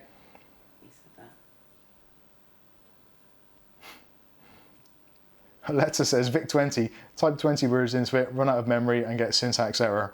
Yeah, you could type in 10 print Mike in brackets, 20 go to 10 and then run, and then you'd get Mike all down the screen. Remember that very well. British Noob says a day in the life of Mike. British Noobs, get some light on how you do your videos and how you go about it and how you edit it and so on. I wouldn't mind doing that. That I actually would be interested in doing. But I also, again, I worry that it's not interesting for you as the viewers because I'm not the best editor, I'm not the best reviewer, and I'm not the best at filming either, to be honest with you. So to kind of film myself doing that seems a little bit kind of no, what's the word I'm looking for? Yeah, it's basically making myself out to be something more than I am, if that makes any sense. It's almost like, this is how you should do it. It's like, no, this isn't how you should do it. This is how I do it to get the results I get, which aren't particularly great, but there you go. Paul's Hardware once said that ClickTech UK, Kev says, Paul's Hardware once said that getting everything sent to him took the enjoyment out of it. Yeah, that is, I kind of do get that as well. I think that's like the You're not picking it. the lottery kind of syndrome, where Only Fools and Horses in the UK, if you've ever watched this, you'll kind of understand this. So when the Trotters won the lottery, because they'd spent so many years working and trying to make a few quid, after they won the lottery, someone phoned them up saying, oh, we've got a load of TVs we need to sell. And they were getting really excited, saying, oh yeah, he's got 10 TVs we can sell, we'll make a killing on those. And then it kind of dawned on them, it's like, well, actually, we don't have to do that anymore. And then eventually it got to the point where they actually missed the thrill of the chase or the sell or whatever. And yeah, I kind of understand that. If you get stuff sent to you all the time, it must be, you don't get that kind of, oh great, I'm working this month and at the end of the month I'm going to have $200 and I can go and buy this product. So to get it sent to you, yeah, I can see how that would ruin it.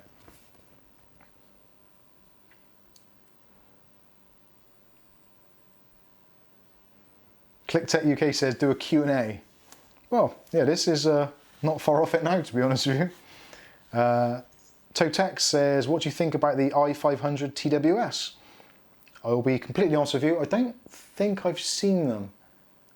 I'm not sure who does them. I have seen them, as in I've seen them advertised on, where did I see those?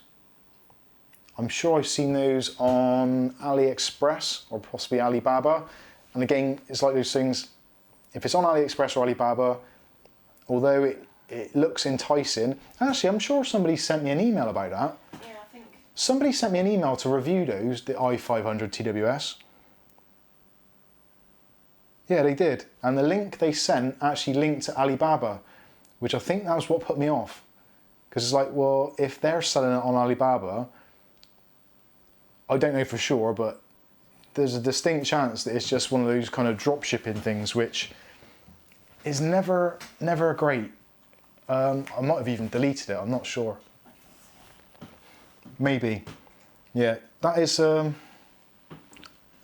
always worries me when I see anything on AliExpress, because I know what some of the people are like on there. I've actually gone onto AliExpress to get somebody to design me something and sell me it, and it's just been an absolute nightmare. So I haven't tried them.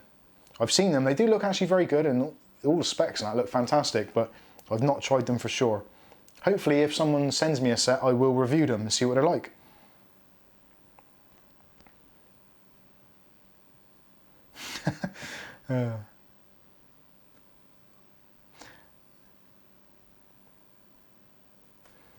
ClickTech Kev says something actually quite pragmatic. Your name is on the channel. Let's find out more about you. Yeah, I have actually been looking out for a decent vlogging camera, because ideally what I would like to do every morning is to go out for a walk around the local park or whatever and just talk about this morning's news, PC wise, and stuff going on, and just vlog it. I think that would be kind of a little bit more interesting, but I don't know whether it would, which is why I haven't spent a load of money on a camera. Anyway, Skystalker says, buying stuff takes the joy out of me. Yeah, I know what you mean. Letta says, if I had a YouTube channel, it would be Ruger 44 sorry, Magnum versus old PC parts.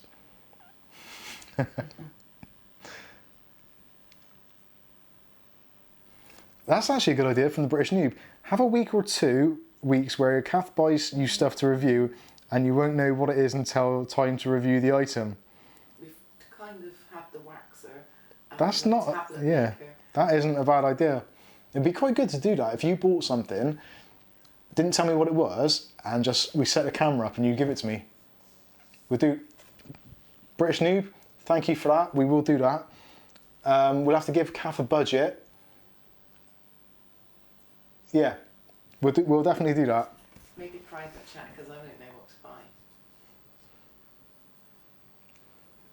ClickTech UK says the MGet i500s, you can see a review on his channel. So those of you that are in the chat or watching this video in the repeat, we'll try and stick a link in the comments below. Actually, Kev, when this video's gone live, if you want to do that, copy and paste your link into the comments section about the iGet and just put something like, oh, we discussed this in the video.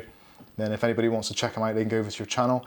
If you're watching live now, go to ClickTech UK, right click on him or the three dots, and you can do, I think you can do go to channel. If you click on the three dots, yeah, go to channel.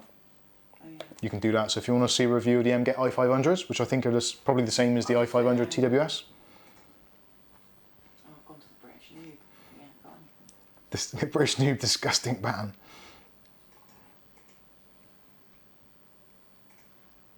Skystalker, does anyone have a website for me to get a cheap Windows 10 key?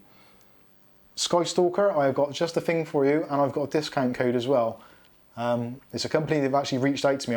I did talk about this at the beginning of the video. Sorry for those of you that were at the beginning as well. I'll have to have a look on. Actually, Kath, can you have a look on the emails and see what? Oh, she's in the middle of doing something for Kev a minute.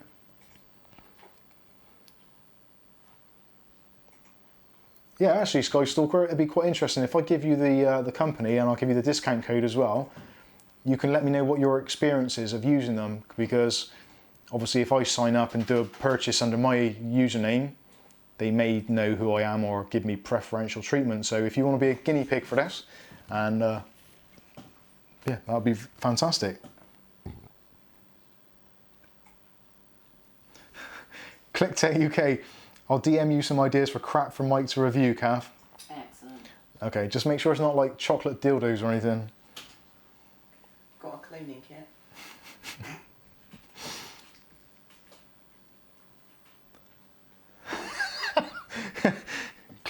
Seema Knight, do a different dance every week. This time Mike does the cha-cha. Next week, the gay Gordon. You did learn to shuffle. Yeah, I did actually. Me and Kath did the shuffle. We started learning how to do the shuffle. You could do it, I couldn't. Kath, can you have a look on the emails and see what company it was for that Windows key? Thank you. I think we should get my pole back out and you learn it. Yeah. Ah, dear. ClickTech UK, how to set up a projector for Halloween or Xmas video. Actually, that's not a bad idea. Sorry, Kath, who was it?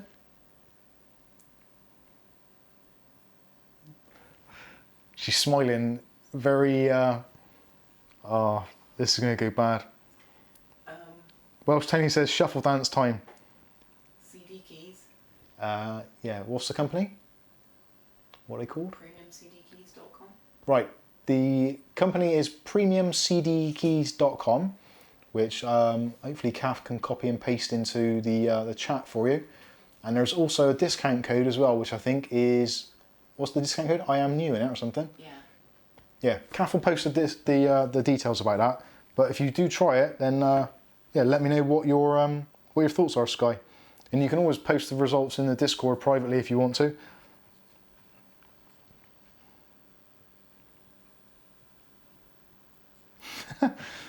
ClickTech UK, get something from DX Products, Kath. Bathmate is a good one for Mike to review. Oh dear, dear God. Yeah, I can see that turning out to be pretty bad. Now, there's one thing I was considering doing, which is I saw on a TV program, I think it was yesterday or the day before, where somebody actually had hair tattooed onto their head.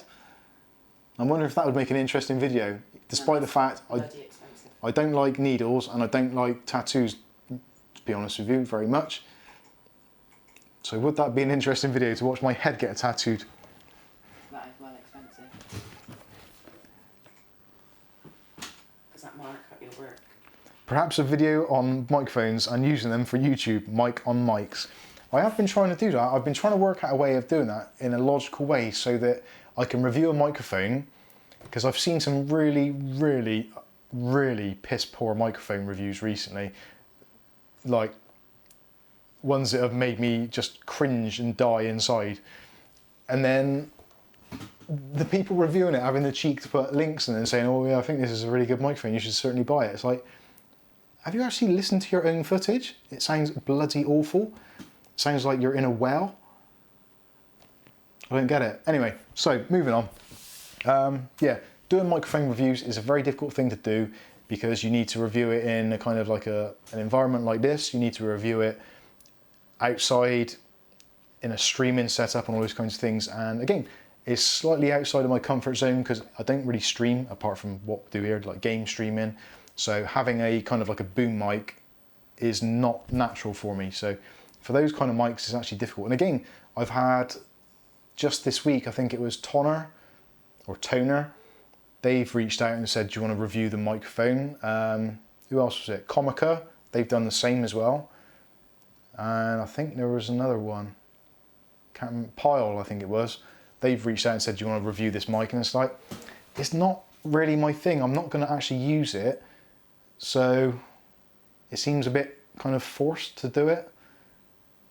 I don't know, maybe I should do it. ClickTech UK says, I'd love to see how you set up for a live stream video. That would basically be me running around like a lunatic. Actually, tonight's was pretty good, wasn't it? Tonight I set it up. The only thing that went wrong was the Creator Studio strikes again. They changed the stream key yet again. Now it seems they do a revolving key. So if someone gets your stream key, they can't copy you. But it's really frustrating because every time you want to do a stream, you've got to copy and paste the stream key into your recording software. Which if your recording software or your streaming software is on a different PC from where you've actually set up your initial stream, you can't then go to like, well, a good example. My PC over there, my video editing PC, is where I set up the stream and the information, thumbnail, all that kind of stuff. So then I go to this PC, which is the streaming PC, and I set up OBS. Now the theory being is you go into that, you press stream, and then when the stream's ready, you go to the other computer and you click on ready, because it's already getting the stream into the processor, whatever it is, and you just press go. Happy days. You can't just press start streaming on OBS anymore, which you used to be able to do. So between the two of them anyway, it's just a right kerfuffle. So if I try and open that streaming window, the live streaming window on this PC, it thinks I'm trying to set up another new stream.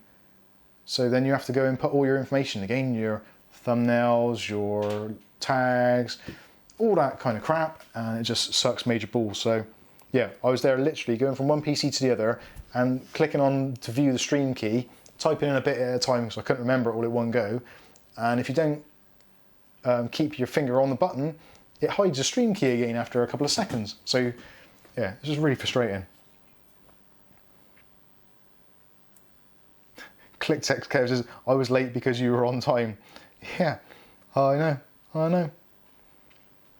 Anyway, Cap's put the links in there, premiumcdkeys.com. What? That's not right. That's not the right one. No, that's their email address, you fool. Not their website. Can't get a staff. Oh yeah, I said solid.com on the end. So it's just our premium keys. I don't know if it is though, is it? Where, look down an email. It should say their website address. I think it is premiumcdkeys.com. Let's try it. Let's edit that first though. I'll remove that. There. Yeah, Skystalker. I think if you just take off the gmail.com thing at the end and go to premiumcdkeys.com, you can still use that discount code IMNEW and you get a discount.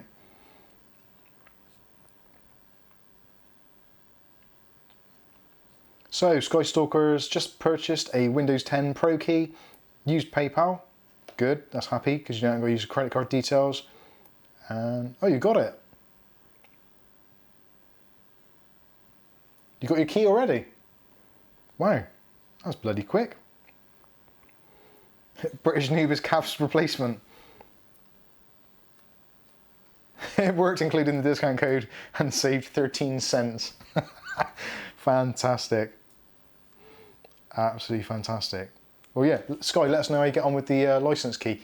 I need a office key for Angel's laptop, so that is going to be what I was going to test it on, but I'm still a little bit dubious because obviously they've reached out to me to do a video. Are they going to give me slightly preferential treatment? And my PayPal is kind of associated with Mike's Unboxing, etc. Anyway, long story, but hopefully it works and hopefully it activates quickly and all that kind of stuff. So let us know what happens there. Right, what else were we going to do? What else was I going to say? There was something else I had to address. No. Can't think. Oh yeah, going back to previous week. Was it last week I did the Silverstone RL08? The upside down PC build? I think it was, wasn't it? But I'm... Oh, Skystalker saying it. I will see if it works. It was Canadian dollars, $3.40. What, for a key? For a Windows 10 key? 3 Canadian dollars. And saved 13. That is mental. 3 Canadian dollars is... 13 cents. Yeah. Hey Google, what is 3 Canadian dollars in pounds? 3 Canadian dollars is approximately £1.76. So that's about £2 for a Windows key.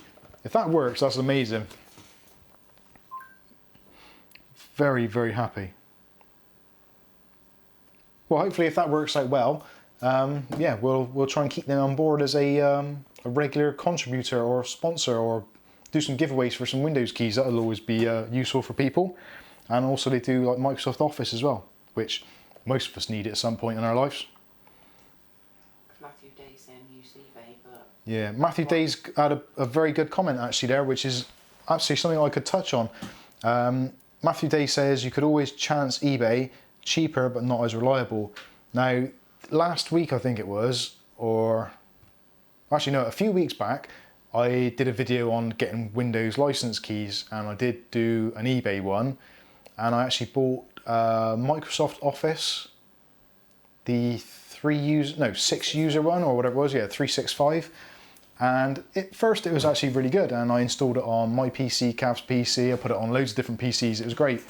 Up to a limit of about 4 I think I put it on, and it said you can install up to 6, so I thought, okay, that's cool.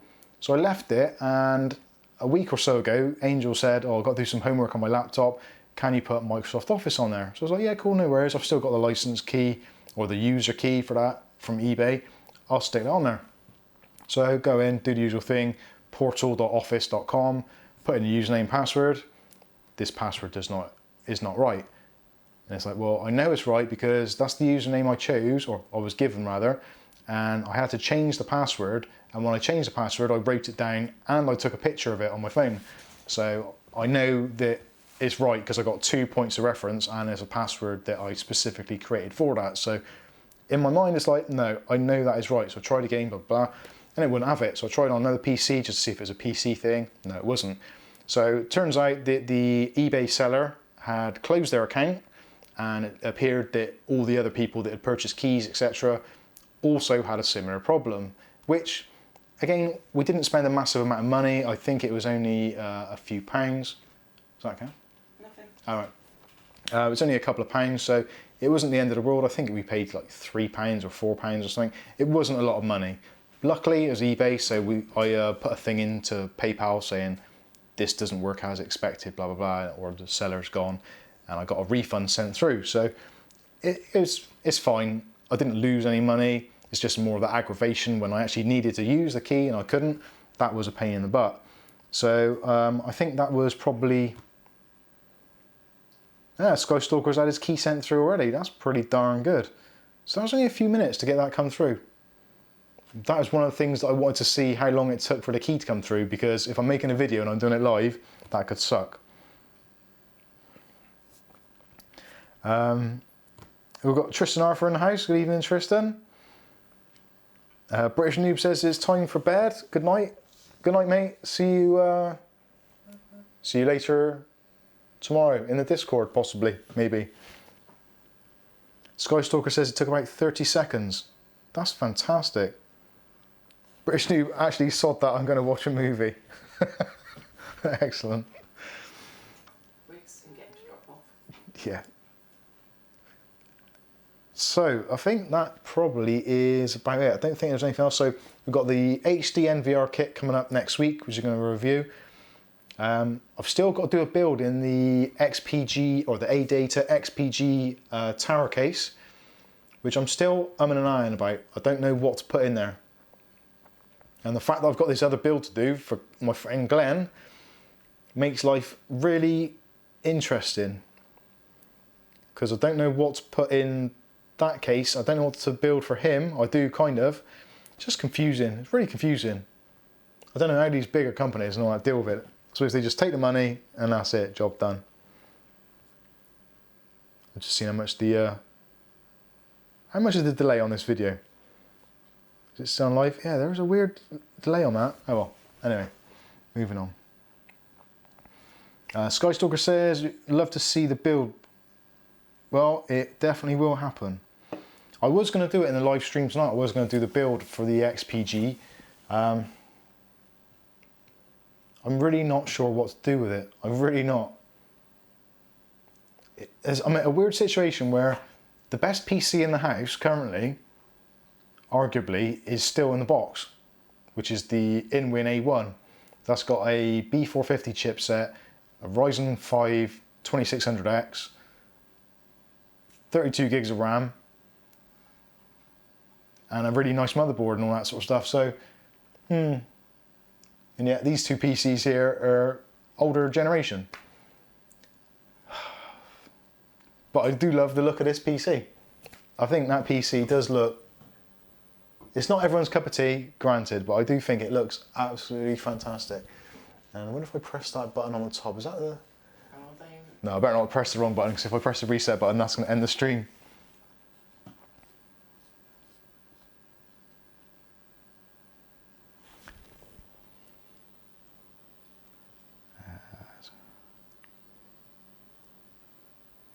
Matthew Day says, anyone brave enough to try a potluck Steam key? That is, yeah, that's an interesting one on premium CD keys. I did look at that and I was thinking, that's a little bit iffy. Well, it's not iffy, it's probably good because they probably just buy a shed ton of Steam keys and then you kind of luck of the draw what you get. Yeah, I was quite tempted. Skystalker saying, and why is it in the box? Well, it was supposed to go into the front room to replace the mini PC that I've got in there. But we spend so little time in that room. It's like once a week maybe. It's like going to church going into that room, isn't it? It's like on a Sunday, well, every other Sunday we go into our front room just when the family are around. That is it. That's the only time that room gets used. So it's, yeah, it doesn't get used a lot. So I didn't want to put a very nice PC in there in hindsight because it's a waste. But having said that, it's a waste being in a box. So I was considering selling it on. But I don't want to because it's actually very nice, even though it looks like a microwave. So yeah, I was considering taking this one away and replacing it with that. I was going to do that today. But ultimately, I love the look of that thing behind me. Even though it's not got the greatest of hardware in it, it still looks very, very nice. And if I move my head, you can probably just about see the cooler in it. I'm looking at the screen over there. I've got an RGB head. How's about that? RGB boldness. But anyway, you get the idea.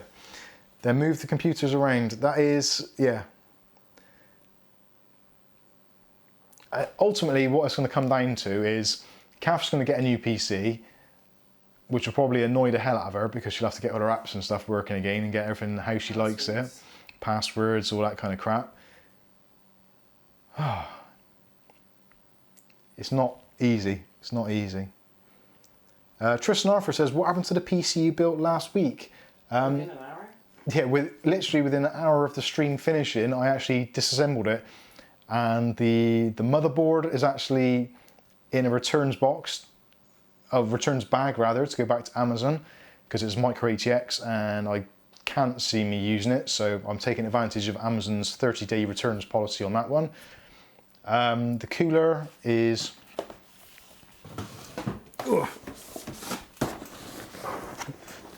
There's the cooler, back under the desk, waiting for a new home, or probably George, our son's going to end up with that, I think.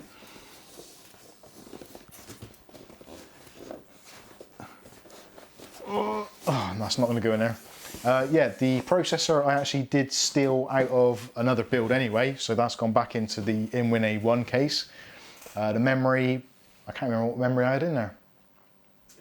The memory is gone, that's back in here somewhere, waiting for a new build. So, yeah, it's most of it, if not all of it. Well, actually the power supply is down there in a box, again waiting for a new home. I'm not sold on the upside down PC. I'm really not. I love the look of the case and it does tick an awful lot of boxes, but I just cannot get my head around the upside down ATX. It's just, there's something completely unnatural about it. I don't know whether it's just me being a bit stupid or not, but yeah, I don't get it. It doesn't work for me, which is a real shame because it's actually a really fantastic case and the build quality is amazing. And filtration, everything works. I actually emailed Silverstone after and I said, look, I've done the review. We talked about it on the live stream. We've done a build and all that. And I said the same as what I said in the stream. I said, unfortunately, for me, the upside down ATX is just a real hard thing for me to work with and to get through my head. And they said, yeah, we totally get what you're meaning, but Silverstone upside down ATX and micro ATX is kind of their thing. That's what they do. And that is why they're different in the market. They do some normal regular cases as well, but they like to do the upside down stuff just to differentiate themselves in the market, which I totally agree with and I totally respect their opinion on that. I'm just really gutted, genuinely gutted, that they don't do the RL08 in a regular micro ATX or even a full-size ATX. I think it would be an absolutely killer system. And if they can get the build quality right, which they obviously can do, and if they get the layout right, I think it would probably be one of the best selling cases on the market. I genuinely do, especially if the price is right. But that's just my, just looked on there. New video, Mike presents What's Under My Desk. Now we've got Smith 420, good evening to you. So I want to buy a gaming laptop. Is the MSI Raider RTX 2060 any good for open world games such as GTA 5? For GTA 5, I would say that the RTX 2060 should absolutely smash it, being that GTA 5 now is, what, 3-year-old game, if not more? GTA 5 would be more heavily reliant on a CPU than a GPU, in complete fairness, especially for the more open world stuff. I think most graphics cards, even older ones, would cope with that quite easily. It's more of a CPU intensive or CPU bound title.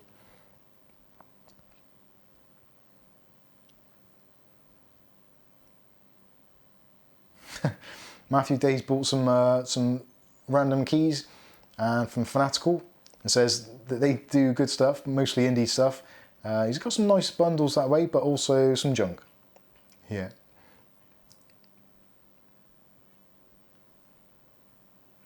Aletta says, I didn't like the Silverstone RL08. The RL06 is a much better case. Yes, I would agree. Definitely the RL08 isn't for everybody, and it is very, very much within a niche market. And I think with certain micro ATX boards and certain graphics cards, you could definitely make a really, really nice looking build out of it. And if you're wanting a left-hand side case rather than right-hand side case, or however you look at it, basically if you want an inverted layout, then it's one of the few on the market which actually stands out as being very high quality. There's the Rio Toro, I think it was the CR 500, I want to say. I think it was a CL500, which was an upside down ATX as well, a micro ATX. And that was actually not too bad to work with. That one had a little bit more room, but it was a little bit wider and wasn't quite as polished as the Silverstone RL08, which I'm sure Rio Toro, if they watch this or hear about this, they would quite happily agree that the Silverstone RL08 is in another kind of level or league beyond their particular case of that variety. Again, price-wise, they're leagues apart as well, so that would be completely understandable. Yeah, Silverstone do some really nice stuff.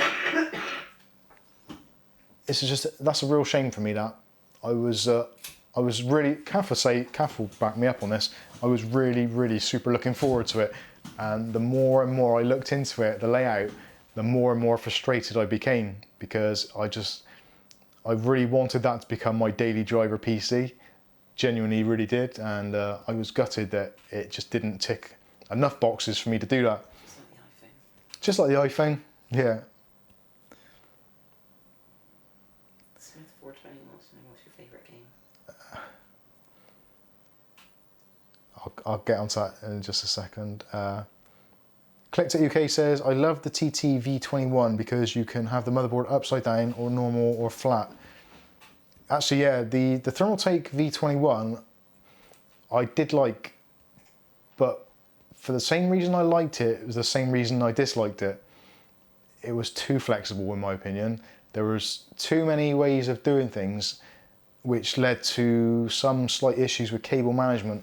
I think more so with mine because I had two side glass panels, plastic panels rather than the traditional one and the two mesh sides. So I struggled actually trying to get it to look nice. But it was a nice case and certainly ultimately very flexible. Smith 420 is saying, thanks for that. What is your favourite game to play on a PC if you have one?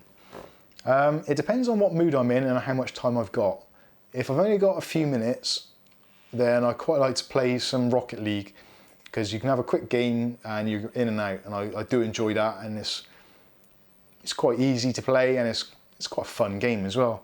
If I got a little bit longer, then CSGO definitely. You can't beat a quick match on Dust, non-competitive against all the Russians. Can't understand a word they say, but they all seem to be having a really good time, so works for me. Matthew Day says, have I missed the $300 PC, a £300 PC? You haven't missed it as such, because we were only discussing it as a build that I've got to do, or potentially got to do for a friend of mine. And I was just going through the whys and wherefores of it. And I actually might do it as a live build if he agrees to have the PC, then I'll do that as a live build, which would be a bit of fun.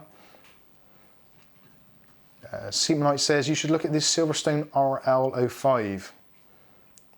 Okay, I will definitely give that a go. Alexa says the favourite case is the Lanley PC011 Dynamic. It's so easy to build in and has a ton of room for cable management and can hold three 360mm radiators. Now actually I do quite like the Lanley case, the PC01 Dynamic, and it is one I've looked at and I've considered getting for myself, but I don't know whether for where my PC lives generally, if it's too wide, because the extra width in the case wouldn't fit in my desk, and then that means replacing my entire desk, which is not an easy feat by any stretch of the imagination. But yes, it definitely does look a very nice case. My concern would be there's a lot of glass on it as well to try and keep clean. Now in this house we've got a son who vapes, and there's smokers as well, and animals, and I don't want to be spending all my time cleaning glass, where that thing's pretty handy because it's just a glass panel. I can just pop it off and clean it. It's not too difficult at all. I don't know, maybe.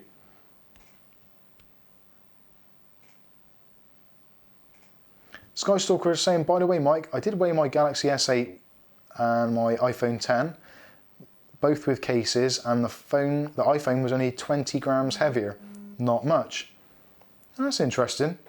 It's weird because I don't know whether it's this phone, the Xiaomi Mi A2, I didn't think was much bigger than the iPhone 7. But there's something about this thing, it's so narrow, like even with the case on, like, look at it, it's like a razor. It's very, very, very narrow. And Kath's going to get her phone now, her iPhone. That's an iPhone 7. Yeah, yours is a 7, isn't it? Let's have a look.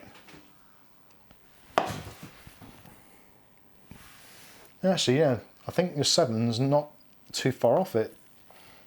It's a tad thicker, not very much. Yeah, only slightly. I think it's must be the 8s and the 10 where they just got ridiculously fat for what they were. The 10XR certainly seems like a very chunky phone when you're holding it and when you're using it and carrying it for that matter. That's what I was saying about the 3 and the 3G iPhone had that nice curvature to the back. It felt nice. Matthew Day says he's hooked on Crossout.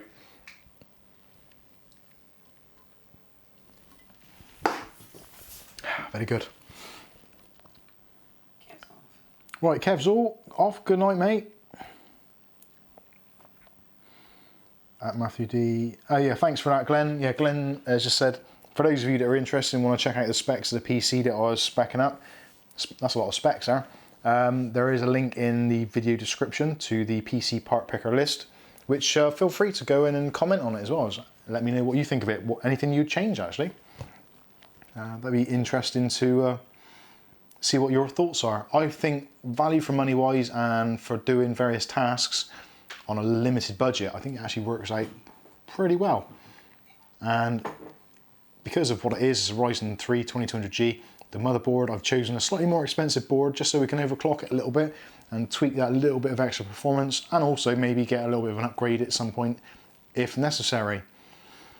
But yeah, let me know what you think.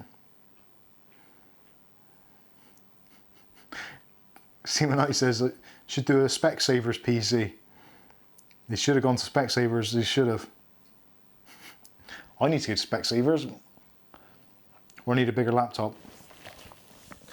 Smith420 says, will you be playing Red Dead Redemption 2 when it is released for the PC? I don't know, maybe. I've seen a few shots of it and it does look actually quite interesting. I've not played that genre of games. So yeah, maybe it might be an interesting video. Actually, a newbie plays Red Dead. See how that goes.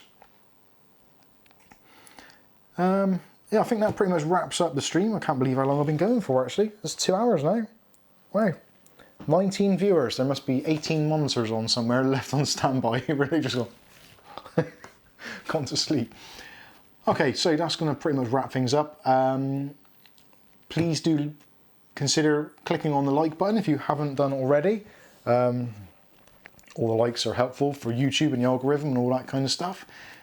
If there's any videos you would be interested in me making, let us know in the comments section below. That's always really useful.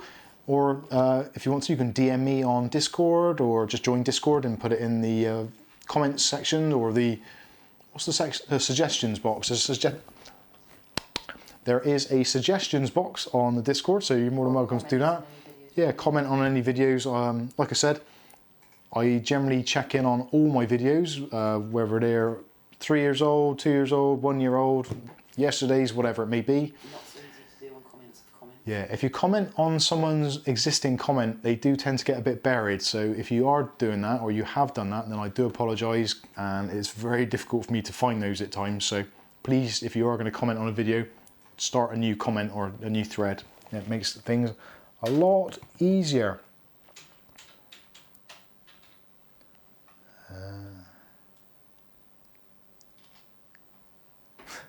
Sky's looking at his mic. A quick look is exactly what I would get. Yeah, definitely. Yeah, I think that's pretty much it. So again, if you've got any comments, questions or anything, if you want to see the videos coming up for the HD NVR kit, that's going to be coming up in the week. Also, if you join us for the stream next Saturday, then you'll be in with a chance to win these. If you want to win the i10 Pros or i10 LTWS, when the video is released this week, go to the comments section and type in I want to win because, and then you fill in the blanks, and then you'll be in to win in next week's stream. So, well done to Taylor Stitt, I think it was, who won this. if you don't claim it by the end of the week, then we'll be giving this again next week. So I think that pretty much wraps things up. My voice is starting to go slightly hoarse now, so I've got to go and hit the hay. Yes, see what I did there? Horse, hay? No? Okay. All right. Thanks for watching, everybody, and we'll catch you next week. See ya.